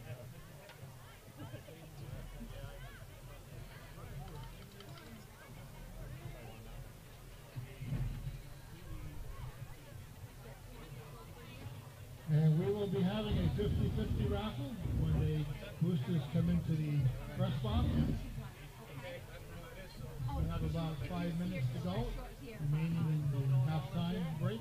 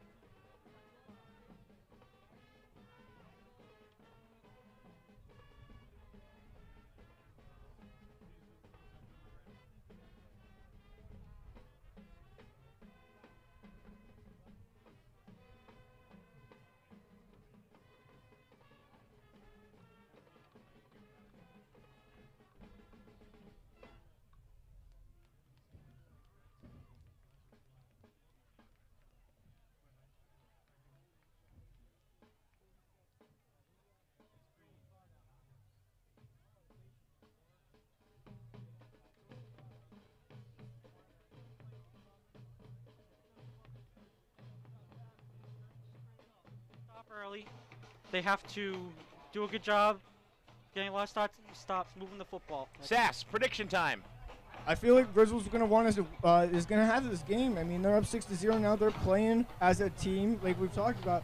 And theirs was spoiled on senior night, and they want to do the same thing to Plainfield during this Thanksgiving game, as well as, like you said, get that trophy back and possibly start a new streak for Thanksgiving. Absolutely. It's and I got to tell you, I'm not that, I mean, I'm a Griswold alumni, just as you are, Sass, and I got to say, I think that Plainfield's going to pull this one out this year. I know, people are throwing daggers at me, but I've said it pretty much all year. I think Plainfield is going to go ahead and pull this one out again. Not that I'm not rooting for Griswold, because I'm a Griswold alumnus from 1984. So, but that's so we get. What about you, Pastor Josh? Or do you want to stay in the middle on that one? No, I'm going to take sides. I'm a man of convictions. You know, I love that we get to call this game with Jeff and Scott today because they are very, very familiar with the Plainfield team, and they basically said, you know, when we had a couple minutes to catch up when we were off air, that the team that they've been watching all year has not been the team that showed up. And that one thing that is consistent about Plainfield, however, is their ability to make a new plan and execute it with excellence. And so they're anticipating something very different in the second half of the game. That being said, I'm with Griswold. I'm with the Wolverines for this reason and this reason alone. I know whether it's because we're down two of our star running backs or what the dynamic is, but I am seeing Griswold today play with the same kind of heart and intensity that I have not seen since the opening game back in September. And honestly, I know it sounds weird, maybe because I'm a pastor. I'm telling you right now, I think the heart of the Wolverines is going to maintain this lead, and they're going to take this game. You know, it's funny, and I agree with everything that you're saying about that. It's just a few weeks ago, I made the prediction that I thought Plainfield was going to go ahead and take this game, so I'm not going to be a hypocrite and go against that. But I was telling Sean during the halftime report here that I felt that Griswold is actually playing more as a cohesive unit. Absolutely. You know, even though they don't have the two kids. Going into the game, Griswold was not playing with heart, and we had a very disappointing loss against Wyndham a couple of weeks ago. That was a game that we should have put in the W column, but we didn't. And so going into this game, I was talking to the guys. If the Griswold team that I know is possible shows up today, we'll do all right. I just didn't think they were going to show up because of the loss to our starting lineup that we had with no Devon Ludy and Nathan Yetton. But I'm telling you right now, the rest of the Wolverine squad has stepped up, possibly because they know those guys aren't there today. Maybe there's some other reasons going on. But, yeah, I see what you're saying. I'm seeing a Wolverine team that I haven't seen since the opening game. And if I could say something quickly, Griswold has nothing to lose and Plainfield has everything to gain. So that is true. So we got second half action coming your way. Keep it right here, whether you're listening to us on Wolverine Radio, you're watching us on the YouTube stream, or even possibly, how about Channel 22 on Atlantic Broadband? More coverage than ever before for Griswold Wolverine football and, of course, Plainfield Panther football as well. We're going to take a quick 30-second break, and we're going to hand the microphones back to Pastor Josh and Scott Fryer and Jeff Gardner for the second half of action. Griswold 6, Plainfield nothing. You're listening to Wolverine and Panther football on Wolverine Radio.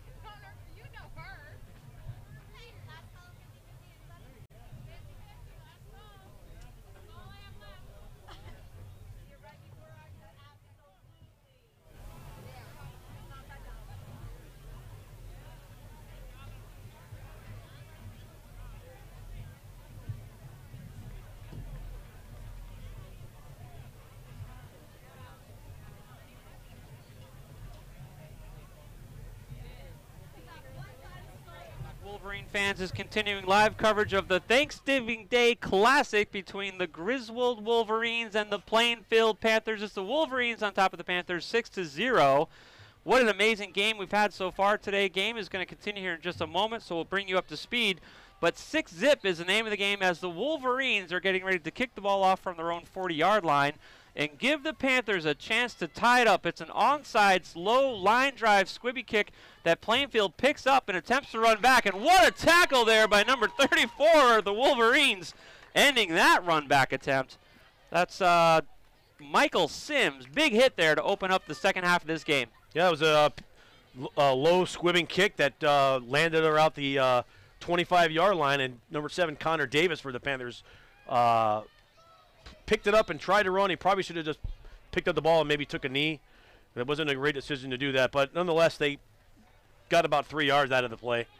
But we'll see what they can do if they can continue with a little bit of that momentum they had towards the end of the first half before the 2 big sacks. 1st and 10 from the Panther 28. As number 7 for the Panthers lines up, the quarterback from the line of scrimmage, looks to his right, takes the snap, hands the ball off to his left, running up the middle. It's number 2 for the Panthers before Wolverines shut it down. Let's see, number 4, C.J. Madsen at the bottom of that pile. And then the workhorse for the Plainfield Panthers, number 21, Holt, took that ball, was a nice run, and picked up about 4.5, close to 5 yards. Jeff, talk to us about Killingly v. Woodstock. Yes, Killingly is leading 28-0. So a clash of the 2 big running backs, but we know who's winning that battle. Lockwood has 3 touchdowns already in the game. What, does he have, about 50 of them already this year? Yeah, he's got a load and probably close to over 2,000 yards. Yeah, that'll put him over 2,000 for the game, I'm pretty sure, for the year rather, yep. Second down effort here for the Panthers, running to the right-hand side of the ball. Has a lead blocker. Wolverines are able to get in there and end that play, but they picked up a couple. It's going to be short of a first down, but the Panthers have established what you guys said this is normal for them. Absolutely, and that's Kyle Holt once again. He is a hard runner. He picks up about 4 on that play. That's going to bring up a 3rd down and a long 2 here for the Panthers. Hey, so grateful for you guys joining us on Thanksgiving morning here. Second half of the action as the Wolverines 6-0 on top of the Panthers. 300 to 400 people are listening to the game, and about 30 or 40 are watching us on Channel 22 right now. It's a run to the right-hand side of the ball. Wolverines all over that. Scott, I'm going to say that might be a loss of 6 inches on that play. They're going to lose a little bit on that play, but once again, green jerseys in the backfield, blowing that play up for Griswold. So another 3 and out for the Panthers here. Yeah, they can't get anything going. Nope, they're going to have to punt. And, you know, the thing was on those first initial 2 plays, they were moving the ball, establishing their run game in the mud, which we did not see in the first half of the game at all. So there's a ray of hope for Panther fans, if you guys are listening, in that the Panthers are able to move the ball in the mud. However, we just got a timeout. That's not good. We're 2 minutes into the second half, and we're already wasting a timeout. Do you think they're going to try a trick play? No, I think they were running at it. The play clock was running down. They had some confusion there. There was a couple players running on, a couple players running off.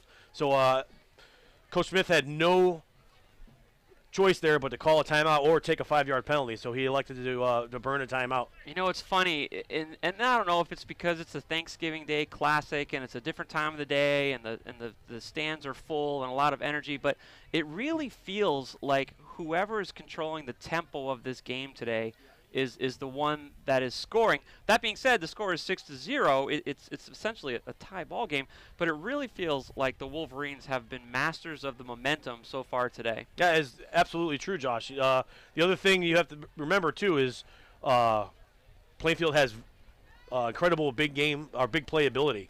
So if I'm the Wolverines, I want to do everything I can to both run the clock here as much as possible, run the football, run some time off the clock, and also try to extend that lead, even if it's just a little.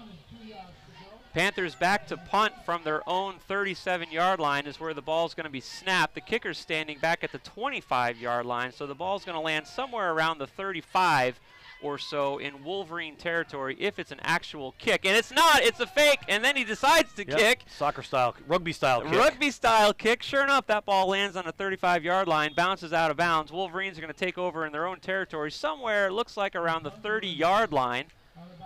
1st and 10 for the Wolverines, just a couple of minutes off the clock so far in the second half of the game. Panthers not able to capitalize, not even able to move the ball past midfield.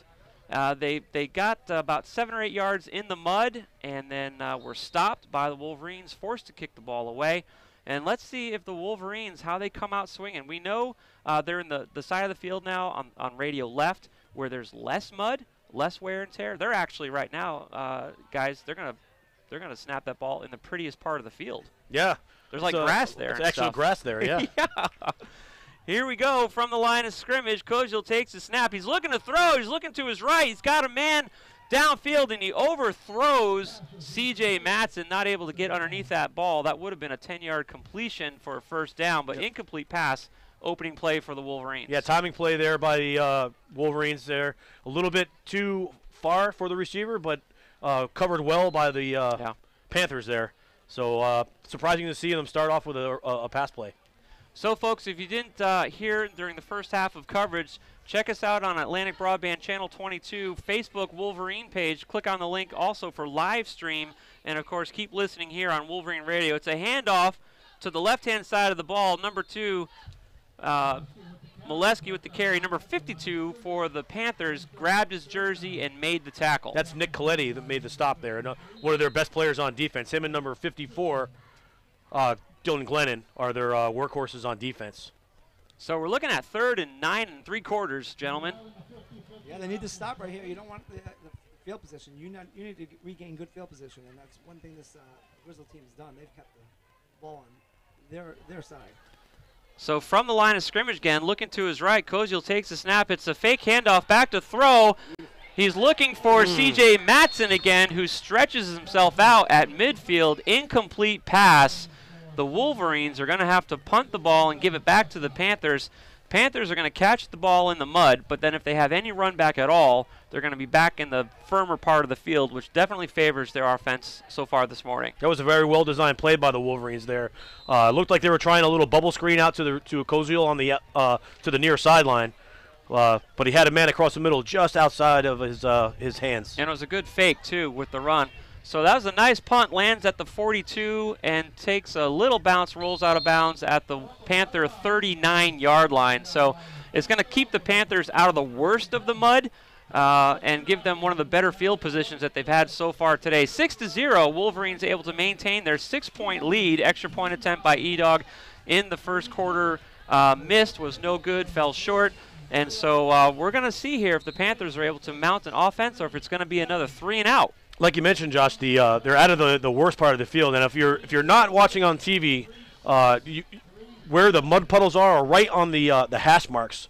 One on the 30, one on the 25, and it's literally right on the hash marks. And that's normally where they place the ball on the near or far hashes. So it's tough going, but they've got a little bit of green grass to play on. It is tough going. No injuries so far this game, which sometimes we see in these conditions. Plainfield up the middle. Wolverines there to meet them. It's a big pileup.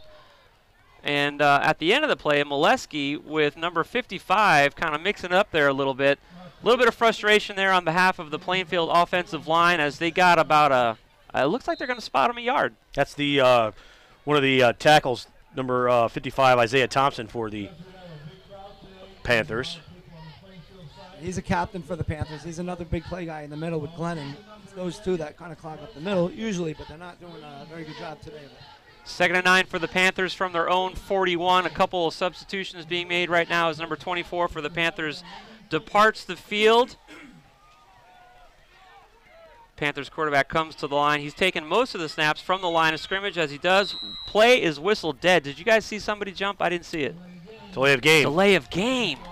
Shooting themselves in the foot here. Second time this half that the Panthers have a delay of game, so they're going to walk 5 off, right? Yep. Another update from that Killenly game. Okay. 41-6 at halftime. Lockwood passed 2,000 yards. He's got 2,178 yards so far, so he's shooting for his 2,400 yards from last year. That's amazing. 31 touchdowns rushing and 33 touchdowns overall. Any word on where he's been recruited? I do not know. Anybody? I heard Holy Cross. I'm sure. That would be a good fit for him. Not too far, right up in Worcester. Plainfield trying to get out of the mud here. Back to throw as a Plainfield quarterback. Looking for number 22.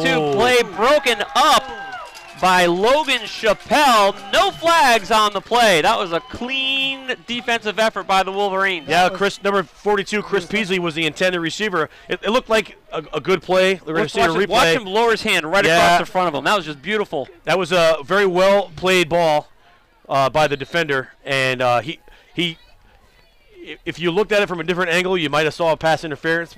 His left hand was on the shoulder of Peasley, but it was a well-positioned. That is a very high-level play made by that young man right there. That was awesome, and what a great replay feature there to be able to watch that again as he tomahawked that ball away. It was fantastic. Thank you for the coverage today. Channel 22, if you haven't heard already, 3rd and 13 from their own 35. Panthers trying to get out of the mud. Back to throw, under pressure. He's hit, gets the ball off, and he almost throws it away as his intended receiver, number 3, was slipping in the mud, and C.J. Matson was there, but could not come down with the ball. That's number 3, Khalil Easton, the another speedy guy, but he got slipped right in the mud, and that ball just sailed harmlessly to the turf. Looks like the Wolverines are going to get a chance here to take over on downs again as we're back to catch. Bryce Molesky is back around our own 30-yard line to receive the punt here from the Plainfield Panthers. Panthers have a boot. They can boot this ball. There's no doubt about it. As they do, ball lands at the 40, bounces 35, and Bryce Molesky says, you know what? We're going to let it roll to a stop. Ball stops at our own 28-yard line. Wolverines are going to take over on downs here. Do we have time to make a few mentions as we switch the ball to the other side of the field? Yeah. Let's do that. Uncle Cranky's Cafe, you know, they're on Main Street, Jewett City. They got great lunch and dinner specials every single day, and Becky places all their specials on the Wolverine Radio Facebook page, so check them out. Uncle Cranky's Cafe, proud sponsor of Griswold Football. September, well, that was Life Insurance Awareness Month. Kevin Trahan of Allstate Insurance will tell you about that a little bit later. It's the snap. Koziel hands the ball off to Bryce Molesky, who's contact in the backfield for a loss of yards on this opening possession here by the Wolverines. That's the Panthers set us back a couple of yards here. Yeah, it was a good play by the cornerback, number 1, Lucian Doobie, our undersized friend, who finds a way to make big plays here for the Panthers all the time. Just got an update on Lockwood from Killingly. Apparently, Assumption College has their eyes on that young man.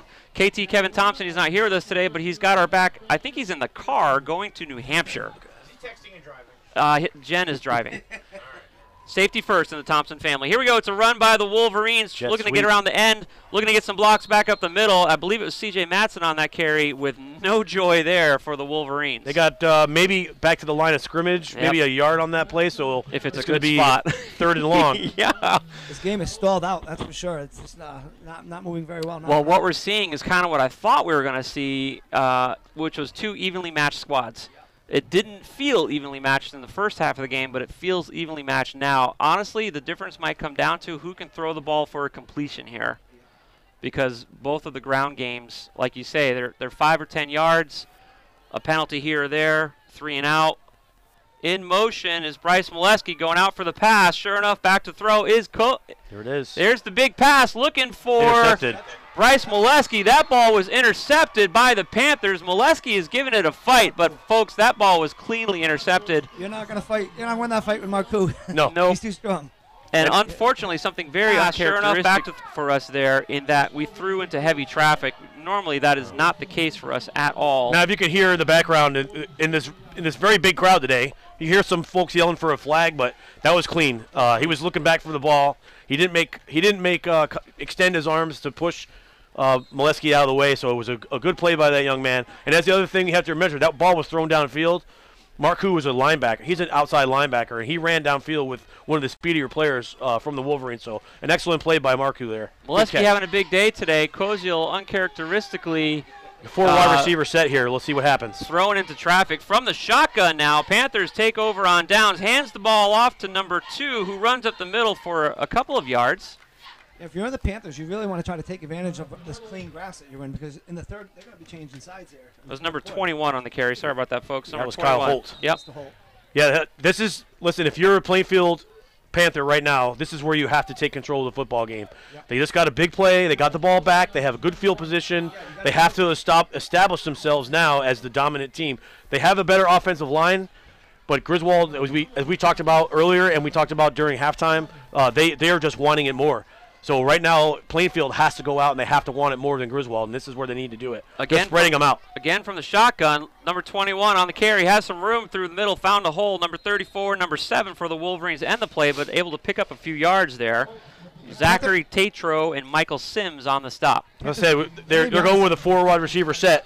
and they're spreading out the Wolverine defense. So that might be the key here to get this offense. You're exactly right, Scott. going. That's what I was going to say. You're seeing them spread them out, and it seems to be helping. Now, whether they can get the first down, they've got to put together a couple first downs to get this, get some possession going. 3rd and 4 now in Wolverine territory at the 45-yard line on the green side of the field. Spread them out again.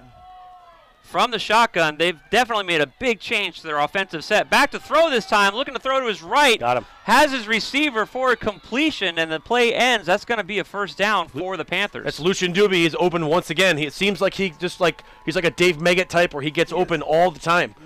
He'll slide underneath and we're wide open. We can see that replay because the pole perfectly blocked it for me. Did you get a different angle down there, Kyle? Offensive set. Back to throw this time, looking to throw to. He's just a sophomore. That's a sophomore right there. If he gets any size, that was a much better angle. We've got an update here coming from the field. Take it away, Mr. Anderson. Mr. Anderson, of course, is providing field coverage for us today, and he's having a little bit of trouble with his microphone, so we'll have to come back to Mr. Anderson. As back are the Plainfield Panthers. They have a first down, run the ball to the right-hand side, pick up another yard or so as the Plainfield offense is coming alive. Sorry for the technical difficulty, but interception, it was like a bad punt because they and where the field is really muddy and it's not going to go anywhere. And that's kind of what we're saying. It's all game long. The defense is great. And Coach Wilcox just told him to keep up the good work. Back to you in the booth. Thank you, Mr. Anderson. We appreciate that update. Field conditions continuing to be a big part of the game there, as Sean was just saying. Plainfield now looking to mount a little drive here. He's hit in the backfield. The quarterback held on to the ball, chased out of the pocket, out of bounds. The pole is blocking my view. I think he picked up 1 or 2 maybe on that play. Looked like he got a yard. That's one of those standard run option plays that they'll run. Occasionally, the fake handoff to Marku or Holt, and he'll pull the ball out and take it around the outside himself. Deep in the second quarter, when Plainfield was marching down the field, we saw 2 massive sacks in the backfield, and again, we're seeing pressure in the backfield as Plainfield's continuing to try and move the ball down the field. Third down and 8. That was Bryce Molesky. He's moving a long way. He's from the middle linebacker. Molesky's here to play today, buddy. Absolutely. He's everywhere on the field right now. This is a big play now. Big play in this ball game. Back to throws, number 7, under pressure, fires the ball down the field, has the receiver picked off by the Wolverines. We're not tackled, sliding in the mud at the 15, at the 20, brought down by the Panthers. What a massive turn of events here for the Wolverines. The Panthers, again, the tempo of the game has been controlled by the Wolverines, and even when the Panthers look like they're trying to establish control, we have a turnover. Yeah, and that looked like it was going to be completed, but I got to see the replay and see who was the intended receiver. It looked like number 42 was the intended receiver, was our tight end, Chris Peasley, and he has not been able to hang on to the football. So that's the second ball that was targeted to him. It hit him in the hands. That hit him right in the hands, and it was intercepted. Hit him in the hands. Big, strong kid, but he does not play like it. He has a size like a Rob Gronkowski, but just does not have the hands like a Rob Gronkowski. Hit him in the hands, and it was a tip play for the Wolverines. We came down with a jump ball. Number 4, C.J. Matson on the left-hand side, looking to get around the end, has a couple of blocks before he meets the white helmets, the black helmets and the white jerseys of the Panthers. That play stopped after about 5 or 6 yards. A lot of momentum swings in this game. That's been the story so far. Back and forth, back and forth. Oh, no, he got a better run than I thought. Look at that. He got a 7-yard run. 7 yards on that play. Normally there's a breakaway. We're not seeing that one. We only got the one score, but usually there's a breakaway score at some point. We're not seeing any of that with footing on the field. Right. Tell you what, the Wolverines are fired up. Again, I haven't seen them play with this much heart since the opener game this year. From the line of scrimmage, Bryce Molesky in motion. It's a fake up the middle with some room to run. The defense secondary comes alive. Panthers able to end that play, but that's going to be a first down for the Wolverines.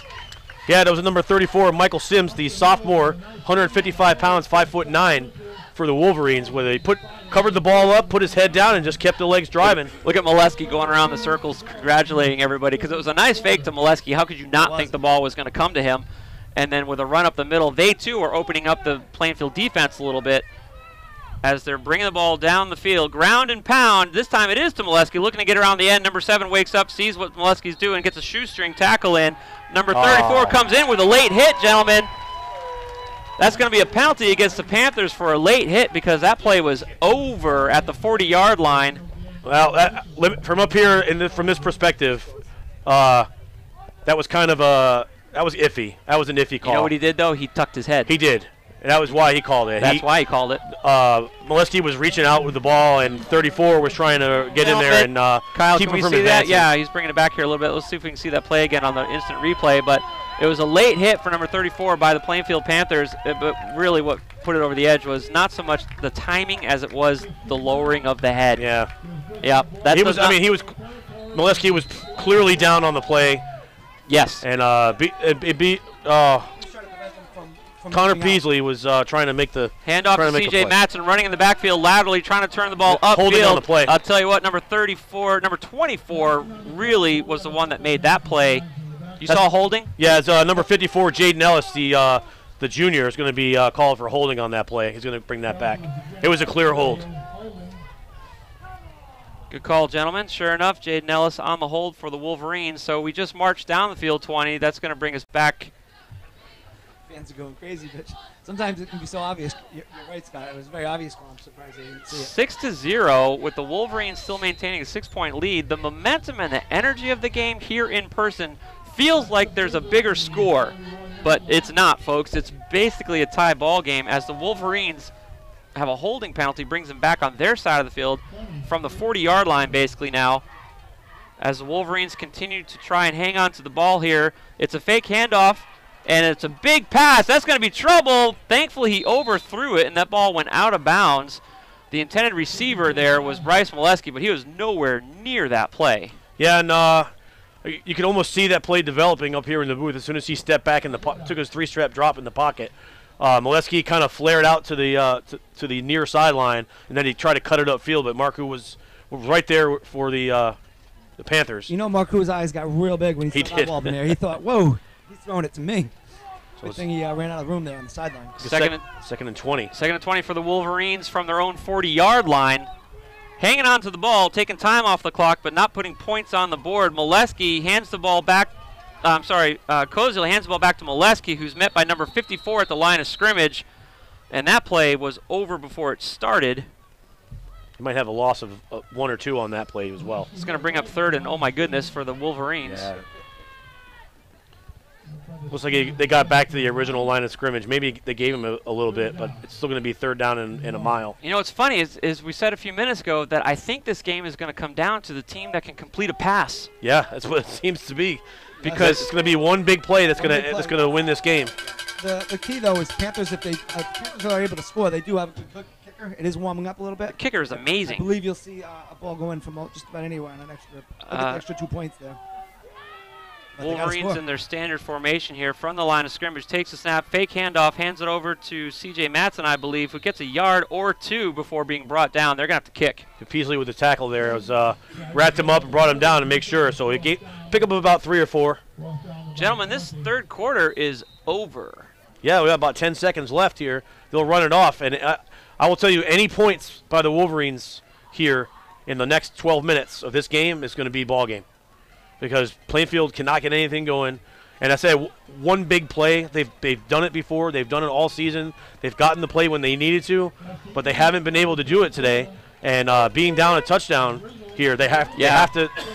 Any points by Griswold is going to be effectively going to end this football game. This is not 28-0 like it was last year. That's for sure. That's where Griswold did not get any points on the board at all. I tell you what, though, this is a nail biter. Again, we say this all season long because it's so true. Anytime a game is within 2 scores, it's basically a tie ball game. With these young men, with their athleticism, with the conditions on the field, with it being Thanksgiving, playing at a different time of the day, this game can get broken open at any second. It's just that we've got 12 minutes to do it in. If you're a Plainfield fan, 12 minutes to hang on to it, and like Scott said, try to put Plainfield to bed here in the next 12 minutes or so. So we just got an update that Connor Peasley, number 34 for the Panthers, was given a warning during that quarter. Right at the end of that quarter, he had that late hit. So he was given a warning by the umpires. I don't think there was any malicious intent. And this has been a pretty clean game so far, with the exception of your standard holding, and that was the only time we've had an unsportsmanlike conduct. So this has been a pretty clean game for a rivalry game. It's been very clean. And we also know, having watched the Wolverines for 3 seasons now, they run their mouths. They run their mouths more than the ball sometimes. They used to, right? So maybe. Now we have Right. today. We have a different squad on the field today, and some of our starters are not able to join us today. But here we go. Wolverines looking to punt the ball away at the beginning of the fourth quarter from our own 35. Here's the kick. Nice high boot. It lands in Panther territory, 40, bounces 35, bounces to the 30 for the Wolverines. Pick it up. C.J. Madsen there on the pickup. Panthers are going to take over on downs from their own 30-yard line as they've got 12 minutes to make it a short ride home or a long ride home. Back up to Plainfield today as the score is 6-0. Wolverines able to maintain that lead from a first quarter touchdown.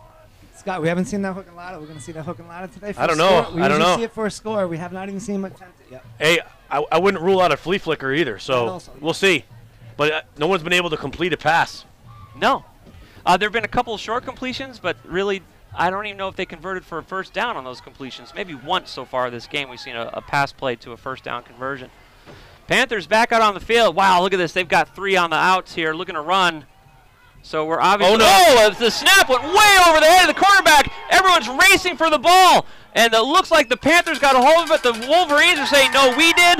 There continues to be a scrum on the field. There's 3 refs piled around the boys. And the Wolverines pick up the ball. It's number 7, Zach Tatro, coming up big as that ball was snapped over the head. Oh, no. As the snap went way over the head of the quarterback. Everyone's racing formation. That ball went long. And it looked like the Panthers were going to be able to recover, but man, the Wolverines responded quickly. Yeah, that could be a ball game right there. If they score on this, they're going to have to make a stand here. If they allow them to score, this game is probably over. Yeah, that was a big play we were talking about too, Josh. We were talking about one big play is going to decide this football game, and that may well have been it right there. We may not see it in the air today. We have not seen that all year, though. Is this what, the 3rd turnover now for the Plainfield Panthers? Very uncharacteristic. I think Nerves playing a key in this game. It's a big rivalry game, and Nerves do play. It's a handoff to Bryce Molesky looking to put the ball in the end zone. Piled up. Everyone's pushing for their way to go. The Wolverines are celebrating. Let's see if the refs agree. That makes the score 12-0. That was a slow car pile handoff to Bryce Molesky. Whistle it dead. Mr. Molesky kept his feet moving, and that's a heck of a run by that young man. And he may have just ended this football game. Kyle, is there any chance we can see that again? Because that was a slow motion victory dance is what that was. Right. That was a run from 5 yards. It took about, I don't know, 30 seconds. Look at this, folks. Here's the replay. There's a football player in the middle of that pile, and the Wolverines put their heads down, shoulders down, and just force Molesky into the end zone. Look at the body language, too, of the Plainfield players. Shoulder slumped, heads down at the end of that touchdown run. We're going for 2 here. As Koziel scrambles to his right, throws the ball. It's caught, but short of the end zone. That's not going to be a successful 2-point conversion for the Wolverines. And so the Wolverines are going to hang on to their 12-point lead, 12-0. As, wow, if ever a game was determined by a will to win, I'd have to say it's been this game. Yeah. They were very opportunistic is what I would call that. When they are converting on these big plays. And again, I don't know if it's because we don't have Devon Luty or Nathan Yetton today, so the boys know they have to step it up. I don't know if it's because of the humiliating defeat against Windham 2 weeks ago. I don't know if it's because it's Thanksgiving Day and it's a beautiful day for football. I don't know if it's because it's the last football chance for these guys for the year. They have no playoff hopes whatsoever, or they just really don't like Plainfield. But something, it's probably a little bit of all something magical. Yep. They put the Panthers on their heels right in the beginning. Absolutely. I think they knew it. Yep, they punched him in the mouth right away. Absolutely. They did. They punched him in the mouth. They knew they had him dazed, and they weren't going to take their foot off that pedal. Yeah, and now they've got him hemmed in now. So with 11:15 to go here in the ball game, it is still within reach. It's absolutely doable because there's an awful lot of time on the clock. 11 and a half minutes remaining. But nothing we've seen from Plainfield is indicating to me that they're going to be able to come back and win this football game. So what a great game played by Griswold, and I'm happy for these kids. A lot of these kids, like you mentioned, this is the last time they're ever going to put on a football uniform. These seniors. So it's a good way for them to go out. We'll see what happens here in the last 11 minutes. I'll tell you what, if Plainfield can throw the ball effectively, we'll see what happens. There's still a lot of football game left. The refs whistling that play dead earlier before the completion was allowed to. Offsides. The play ended. Okay. Offsides on the kickoff. Oh, sure enough, I see the flag now. So the one comeback we talked about, the one game that was different was that Windham game that they won. And that game, it was I think 2 minutes to go in the game when they had those 2 scores. Yes. So Plainfield scored twice in the last 2 minutes. Yeah, but it can happen. Different field. Yeah. I don't think it's gonna happen. I'm just. I don't. Bruce, it can happen. It could happen. Yes. Well, that's the crazy thing. I mean, how many games have we watched now over the years, guys, where 2 scores is a tie ball game? You're right. 2 scores is a tie. At the end of the game, it's a victory, but during the game until the clock ends, 2 scores is a tie. So 12-0, Wolverines maintain their lead, maintain the energy of the game. Onside kick covered by the Plainfield defense that picks up the ball. That was weird. That's weird. That's a weird call. You wouldn't want to. You're letting Plainfield have position to come back to give them some momentum. I would never The Wolverines love the onside kick this year. I don't know why they would do that. We love it. One time against Woodstock, we were able to make a fumble recovery and run the ball back, and it was a great big play. It was awesome. But now we just gave Plainfield some of the best field position of the game that they've had. Yeah, that's coming off that big momentum change of this game. Game-changing play. They do an onside kick. Now Plainfield starts with the ball on the Griswold side of the football field. So yeah, good field. We'll see how this turns out for them. So Plainfield is going to take the snap from the Wolverine 47-yard line after we chose to do an onside kick that didn't really work out for us. From the shotgun, it's a run up the middle, gets a little steam before being met by the green defense here. Number 34 was in on that stop. Picked up about 2.5 yards on that play. Watch for Doobie going down the sideline. Yep. One of these plays. You can see Holt getting up kind of slow from that last one, and holding his right side. It looks like this game has definitely taken a toll on him. Michael Sims made contact at the line of scrimmage, allowing the secondary to come up and end that play. Picked up about 1.5 yards, maybe 2 yards. 2nd and 8, 2nd and 9 here for the Panthers. The clock is now a factor, unlike it's been so far today.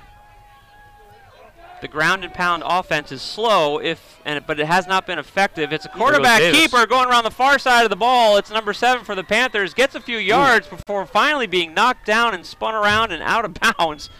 I believe he's going to move the chains, though. It is a first down. Nice run, but he got popped good on the end of that. He did at the end of that play. He's going to think about that. He did a horizontal flat spin. He did, and that's what we've characteristically seen from these Panthers is those kind of plays that it'll be a big chunk of yards at one time, and maybe a little bit of momentum gainer for them. Maybe they can build off of that play. But again, you said, Josh, time is a factor. 10:33 to go in the ball game. It was a fake to number 21, who's their heavy producer, and it worked because it bought him time to get around the end. From the shotgun, anything goes right now. He likes to throw from the shotgun. Sure enough, he does. He finds number 33, and number 34 is there. Completed pass, forces a play out of bounds. Number 9, number 18, and number 34 stopping that play. Yeah, number 33, Keegan Marcoux on the reception. It gave him about 6, maybe 7. Patrick Strain was in on that play. Devontae Fontaine was in on that play. Boy, Devontae Fontaine came up big in this very scenario in the third quarter with 2 successive sacks, resulting in a 15-yard loss, ending the Plainfield drive. Let's see if the Wolverines have it in them again. 2nd and 4 for the Panthers from the Wolverine 25-yard line. They're right in that muck again. Good run. Shotgun snap up the middle, picked up a couple. Boy, that's going to be close to the first. Yeah, they ran right through that. Yeah, they did. That muck puddle right there at the 30 on the far hash mark on the 30. Boy, they put it in 4-wheel drive, didn't they? Right and they're there. going to the hurry up now. This looks more like No, they looked like they were. Now they're going to huddle up. Yeah. They did not get enough for the first down. Now they're going to measure. I was going to say, it looked pretty close. 9:36 to go now in the fourth quarter. Did they practice on this field also? I think they do, right? I think they do. I think that's playing a factor. They didn't practice on it. And over the last 3 weeks or so, the last 3 weeks, the field has been in bad shape. They actually had to cancel some of the youth football playoff games here and shift it to the other team's field. And while we have a second, let's take a minute to congratulate the Griswold Youth Football cheerleaders for the seniors, the 14U. They won the championship, and they were the grand champions, the first time they've ever done that in the history of Griswold Youth Football. So congratulations. Wow. Yeah. Congratulations to them. They did beat the Norwich. 3rd and inches for the Panthers. It's a quarterback keeper. Tries to go up the middle, and the play is stopped. Goes around the end.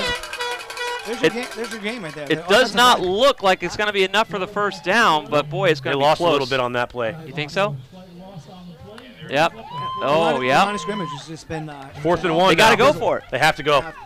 With 9 minutes to go, a little over 9 minutes to go in this game, this is going to decide it right here. They don't get this first down, that's the ball game. This is inside the Griswold 25-yard line. 4th and inches to convert this first down. From the line of scrimmage, Plainfield takes the snap, hands it off to the producer, and the Wolverines were all over that in the backfield almost as fast as that play happened. It was over. Big defensive stop by number 30, number 66. Unbelievable. Takes the snap. This is so much fun to watch how Griswold is playing this. If you look, we call it the eye test. If you look from on that sideline on the white jerseys, you look at the size of those young men over there, and you look over to the green side here on the near side, and you see the size of these young men. It's a distinct difference. But the size of the body does not dictate the size of the heart. And the size of the heart of these kids from Griswold has been amazing today, and they deserve everything they get. Congratulations to them. Logan Brown and Devontae Fontaine come up with a big stop, just like we saw in the third quarter, able to give the ball back to the Wolverines, starting at their own 25-yard line from the line of scrimmage. Koziel's looking to his left. Bryce Molesky's in motion. Sure enough, hands it off to Bryce, who's looking for some blocks. It gets a little bit, but there's an awful lot of white jerseys there ending that play. Helmet's off. So Bryce Molesky's going to have to come out of the next play. That's mandatory protocol when the helmet comes off in the course of play. You got to go to the sideline and reset everything, get your gear checked out. Hey, Griswold, all you got to do is make sure you hold on to the ball right here. That's it. it. You played such a good game. Yeah.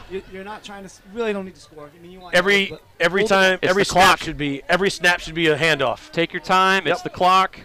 We're in the middle of the mud right now. I mean, you've basically won the game, but you've got to finish it off, and you've got to play it full time. So if you take your binoculars and you look at the far side of the field, yeah, you look at the body language of those Plainfield a lot of kids. crossed arms over there. Yep.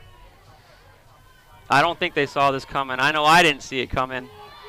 From the line of scrimmage, Koziel, and sure enough, it's a handoff right up the middle. Of course, Plainfield's ready for it, but wow, he found a hole. Right in the mud. Number 34 splashes through the mud. Michael Sims kicks it in the four-wheel drive. Boy, his mama's got some work cut out for him. Yes, that was right in the mud. Of course, actually, from way out here, you saw the mud splash. So you could hear the mud. Yeah, splash. you can almost hear the sploosh. Yeah, someone's doing some laundry today. That's a fact. You can't say enough about this Griswold team, though. Without two of their seniors, a two-star running back. Yeah. Disciplinary reasons couldn't be in the game. Yeah. These kids have rallied. It's awesome. Well, I tell you what, it is good. It's funny how big of a difference heart makes in a football game. When you're looking at teams that are relatively evenly matched, again, against common opponents, their record is almost identical, save one exception against Wyndham. But the Wolverines have just played with more heart today. Sure have. It's going to bring up third down here for the Wolverines. Taking his time before the snap. Snaps the ball, hands it off. Bryce Molesky back in the game. Has some room to run. Breaks through the defense, and the secondary comes up. Number 3 for the Panthers, able to make the stop, as well as number 4. Bryce celebrating a little bit after that run. This is one of those backbreakers where you just look, and I mentioned it on the snap before this about the body language. The kids that are on the field right now got their hands on their hips. Their heads are down. They're just not. Plainfield needed a big third down conversion. Yeah, couldn't drive 3 inches. Molesky charges through for 6 or 7 yards, makes it look easy. That's and that's been the difference in this ball game. It's just the attitude of both teams. Maybe Plainfield thought they were going to come in here and clean up, but Griswold, punched him right in the mouth early in the game and effectively ended that. Molesky again looking to run on the near side of the field. Stiff arms one defender and is forced out of bounds by a second and a third. Nice gain there by Molesky. Picked up about 7 yards, bringing the ball almost to midfield. Got another update here if you guys want to hear it. Yeah, let's do it. I'm not sure if Scott wants to hear it. It's the Waterford game. Okay. And, they're playing against East Lyme today, and East Lyme has beat them 54-0. Well, no, Waterford had a tough season. I don't think they've actually won a game this year. So, any updates on the Norwich Free Academy football against New London? That's a big game. Yeah. That's the game I was waiting to hear. Somebody help us out on social media. Chirp up at the Mike Minarski on our Facebook page. Let us know how things are going at NFA. We'll get it on the air for you. 2nd and 5 for the Wolverines. Looking across midfield here, we've got C.J. Matson in motion. It's a handoff to Michael Sims, running to the right-hand side of the ball. Picks up a yard, maybe 2. He might have got a couple foot, but I looks like I'll give him a yard on that one. You know, if the Panthers are trying to hit the ball out, and maybe that's why they're getting their yards, but they're definitely the clock, heads are down. It's tough. Clock continues to tick as we come up on 5 minutes remaining in this game.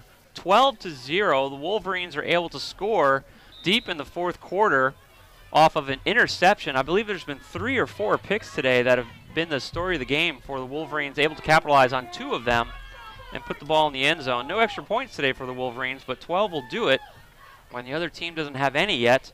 Yeah, I don't think Connor Davis, the quarterback for the Panthers, has 3 interceptions on the whole year. So it shows you Wow. how bad he's played today. From the line of scrimmage, Koziel takes the ball, hands it to Bryce Molesky, who's been the big producer all day today. Not a lot of traction on that play. That's going to bring up 4th and short for the Wolverines. Yeah, it looks like they're going to Plainfield will get the ball back, but they're only going to have effectively about 4 minutes to score 12 points. Well, you know what their coach is telling him, right? He's going to bring up that Wyndham game. You know he's going to let them know it's obviously field conditions. This is an important punt here. The Wolverines really need to pin him in the corner if at all possible. And they call timeout here. Now, if I was Coach Wilcox, I probably would have let that play clock run all the way down before I called that timeout. Yeah, he let about 20 seconds run down off that play clock, but I would have let another 15 seconds or so run down before I actually called that. So, but nonetheless. Well, there's a little break in the action. We do have a little update from the NFA game. It is from about an hour ago, but NFA was leading this game 16-0. Wow, nice, very good. Yeah, I have some of my lacrosse kids at NFA play football, so I'm happy for them. Jeff and I both graduated from NFA. You graduated from NFA, right? I was actually Ellis Tech. I just went to school in Canterbury, where most of the children in Canterbury go to So I'm the only NFA grad here, I think. Yep. Yeah. You know, it was probably not a great decision on my part, which I've made many poor ones. But one of the reasons why I didn't go to NFA is because I didn't think I could play basketball. Yeah. I was told if my dad wasn't a doctor, and he wasn't, that I would not be on that team. So not probably a smart decision. Wolverines get back on the field here as we prepare to punt the ball away. Andrew Koziel is going to be punting the ball. I do not anticipate any kind of a trick play here. Wolverines have run very few this year at all. I anticipate a high kick trying to pin him in the corner. Sure enough, he does boot the ball away. Nice kick. It lands inbounds at the 20, and it takes a Wolverine bounce to the 10, rolls inside the 5-yard line before going out of bounds. That was exactly what the Wolverines needed to do. That was a coffin corner punt there by the Wolverines, and that's going to really put the Panthers in a tough spot. 12-0 here as we go into what could be the final possession for the Panthers of the game, barring something untoward, which high school football, you never know, but they've got a long 95-yard march down the field with 4.5 minutes remaining in the game. And guys, the 2 times we've seen their offense find some traction, literally it was based off of run plays, but then the Griswold defense was able to get in the backfield and shut down important 3rd and 4th down conversions. Now they're going to have to go to the air here, look for a big play downfield because they've really got no choice. The time is against them. And sure enough, from the shotgun, taking the snap basically from the end zone. He's got plenty of time. He's got a receiver to his left, ably defended, and there's a flag on the play. They're going to call that pass interference. Yeah, pass interference is going to be on Patrick Strain. He probably wouldn't get called for that, but as a defender, you got to turn it. You got to turn and look, yeah. He's got plenty of time. That was number 18, Patrick Strain. Patrick Strain there, and sure enough, he went up with hands straight up in the air, but he never turned to see where the ball was coming from. So that's a big penalty there against the Wolverines. And I also mentioned the youth cheerleaders. I do believe also the 14U boys won the Super Bowl as well. They did. No, they lost. They did lose, but they were They were, and also the 10U boys were in the Super Bowl as well. So they lost to Norwich. But both teams had a great season. Overall, a great season for Griswold Youth Sports. Sure enough. So another update real quick from that NFA and New London game. It's been halted for the last 10 minutes. New London's Jaheed Marcus went down on the last play, and ambulance is coming onto the field. I never want to hear that. No. Big opportunity here for the Panthers as they are able to move the ball downfield via penalty. Back to throws, number 7, jersey covered in mud, throws to his left, finds number 4, who is then really nicely tackled by Andrew Koziel, the quarterback for the Wolverines. There's a story right there of the game. Griswold has made every play they've had to make. Every single one. Yeah, they've made every play, and they're playing really well. Now we're ticked down to 4 minutes here left to go in the ball game. That was only a gain of about 2 or 3 on that completion. No, it looked like he may break away, too. Because Koziel made a very nice tackle there. Under 4 minutes remaining in the game, 12-0. Wolverines on top of the Panthers. Thanksgiving Day Classic The Panthers are trying desperately to put some points on the board. They got about 70 yards to go down the field. They're throwing the ball. Here's the trick play. Boy, that did not work out for them at all. Guys, describe what we just saw there if you didn't get a chance to see it on TV. Yeah, that was the classic Plainfield hook and lateral play. We've seen it work twice this year. Twice for touchdowns. The Panthers, for touchdowns, and both times they ran it this year. The Panthers are trying desperately to put some points. Excuse, because I'm telling you right now. There it is. There's the catch and the pitch to Marku. And listen, if you look at that again, three Griswold players around the ball. They knew that was coming. Yeah, they knew it was coming. It's coaching again, like you said earlier. They have been well coached, well versed in what the Panthers like to do in football.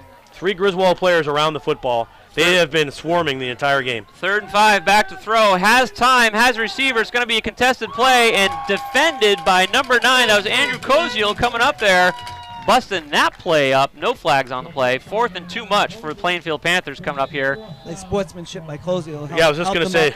There is a flag on the play, but I don't know why. We'll see. Could have been maybe some holding, pass interference. Boy, usually when you see it in the backfield like that. They seem to both go up at the same time. I hope it's not. Man, that looked like not on the catch. It looked like a good play. It sure did. Unsportsmanlike conduct. No way. Unsportsmanlike conduct on the my Wolverines. Goodness, really? Yep, dead ball foul. Unbelievable. It was 4th and 4, but that's going to change here. We were just saying good sportsmanship on Koziel. Boy, the fans are alive on this one. None of us saw it. None of us saw anything, but the refs did. Well, it was after whatever happened after the play. They called it was a dead ball foul. The Wolverines have given the Panthers 2 first downs now as they get to midfield. Back to throw. He took a big hit on that play. Finds his receiver. Get a flag on that one. And number 16 with the tackle there, Isaac Tucker for the Wolverines. Big play as the Panthers finally convert their own first down. That was pretty close to roughing the passer on that too. He nailed him. Yeah, he took a step and a half after Davis released that football. He got walloped. That's one thing we've seen with Connor all year, though. He stands right in that pocket. He will not. He's not afraid. Yeah, he will definitely not shy away from that. Well, the Panthers have a drive going here based off of penalties, but also a nice completion there. Incomplete pass on that attempt there. I don't know if the folks at home can hear this or hear it on the television set, but the Griswold fans are starting to feel it. With 2.5 minutes to go in this game, we got a little defense chant. They're starting to come alive, and they definitely feel that this victory is coming for the Wolverines. 12-0, 2nd and 10 for the Panthers. Jeff, you got an update? Yeah, we got an update from KT. Killing the game, 48-6 right now. Killing was putting a whipping. Well, Woodstock managed to score, which we couldn't. Yes, that's true. And Lockwood. Neither could Panthers. How many yards do you think Lockwood's got? 189, 4 touchdowns. Wow. Thanks for the update, KT, who's working today from New Hampshire on Thanksgiving Day. Panthers trying to put something together. It's all in the air now. That pass it's the hook and ladder again. Again blown up. But they lost yards on it. They had more yards at the completion, and then they do a flea flicker backwards, and they actually lost yards. Yeah, Holton Doobie on the play. They used Doobie, which I've never used Doobie. He's so short. Yep. I'm surprised, but that shows you how much Plainfield has in their pocket. It's going to bring up 3rd and 7 for the Panthers. They've gotten 2 first downs off of Wolverine penalties and 1 first down off of an amazing pass play that they did. Boy, they really need another first down here to chance to score at all. Doobie. Big throw down the field, wide open. Number 1 hits him in the numbers and falls through his arms. He was wide open. He's going to be sick after that one. Yeah, you can see his body language. He went to the ground. Big throw down the field, wide open. Number 1. So this is your ball game right here. 4th down and 8. And there's a flag on the play. It's on Griswold again. What on earth? So guess what? Good Roughing the passer. Let's see if can we get a replay on that. Good sportsmanship there again by Bryce Mullins. I know, he came over to pick him up, and no love there. Under 2 minutes, 12-0, Griswold holding on to the lead. The Panthers are pulling a drive together based off of Wolverine penalties. But guess where that's going to put that? They're going to move it. The Panthers, they've been lucky all year with this kind of stuff. Yeah. I didn't see what happened there. We don't even know what happened here. I didn't see it. Yeah, it was behind. Obviously, it was behind the play. It was roughing the passer. So it was after he threw the football. It's the 3rd first down conversion by penalties in the last 2 minutes. As the Panthers are trying to put the ball in the end zone. Big throw. He had him. No, there's no.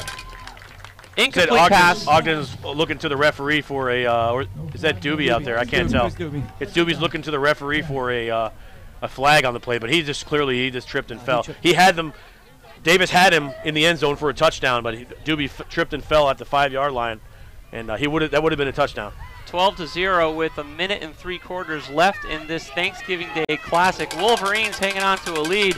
The Panthers are putting together a drive based off of Wolverine penalties and one excellent completion. They are now at the Wolverine 20-yard line, 2nd and 10. It's been throwing the ball. Yep. This is a quarterback keeper hitting the backfield and tackled. That's been the story of the ball game right there. Every single time that Plainfield tried to run a play, there's been 2-3 Griswold players either right at the ball or in the backfield trying to disrupt the play. That is why it's 12-0 Griswold. Panthers trying to go to a hurry-up offense, respecting the clock with less than 1.5 minutes remaining. It really didn't end up hurrying up anything. Back to throw, under pressure, running through the mud, running to his left. He's just hucked the ball like he didn't care. And sure enough, it came down with the Wolverine interception in the end zone. Number 9 comes up with a big pick. Under pressure, quarterback intercepts the Plainfield quarterback because the Plainfield quarterback, that was a desperation throw. Absolutely. I'm sure Kyle's going to have it for us here again, but that was a desperation Hail Mary attempt to put some points on the board late in the game, and Koziel comes up with the 4th or 5th interception of the game. And that's where maturity and under pressure IQ comes into play, because if you're that kid, you just huck that out of bounds. You're way outside the pocket. It's not going to be intentional grounding. You're way outside the pocket. You're looking and you're throwing across your body. Because he's a left-handed quarter. Davis is a left-hander. Yeah. So he threw across his body to the middle of the football field, and that's what you always tell you from young coaching. You never throw the ball across your body to the middle of the field. And it's exactly what happened. Fans are fired up here with a minute remaining in the game. Last year at this time it was 28-0. Oh, ball's out. Griswold dropped the ball but covered it over. We don't want to see that. This year it's 12-0.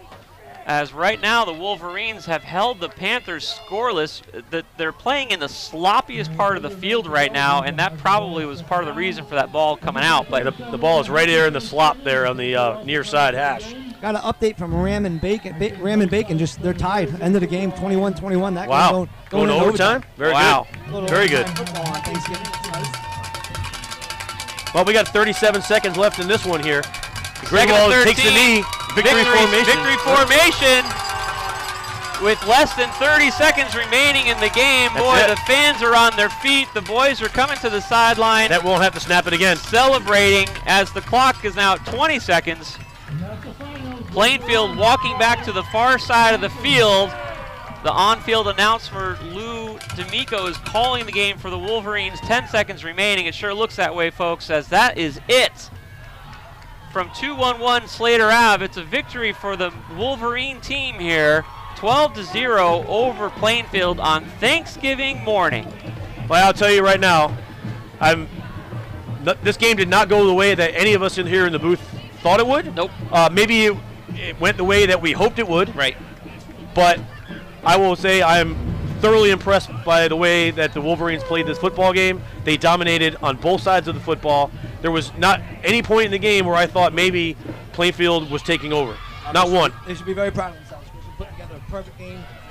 Greatly coached. Put a good game together. So, once again, it was a complete domination. If you didn't get a chance to tune in to Channel 22 and watch the game, if you're just listening on Wolverine Radio or SNSN, a complete domination by the Griswold Wolverines. They earned this victory, a 12-0 shutout of their arch rivals, Plainfield Panthers. And it was a pleasure to watch this. And I mentioned it before, the heart of the Wolverines today could not be matched. I mean, they went out there, they wanted it more. There was so much on the line for the Panthers. Yep. And they could not come through, and I'm happy for these kids from Griswold. And being a Griswold guy, I'm glad to see it.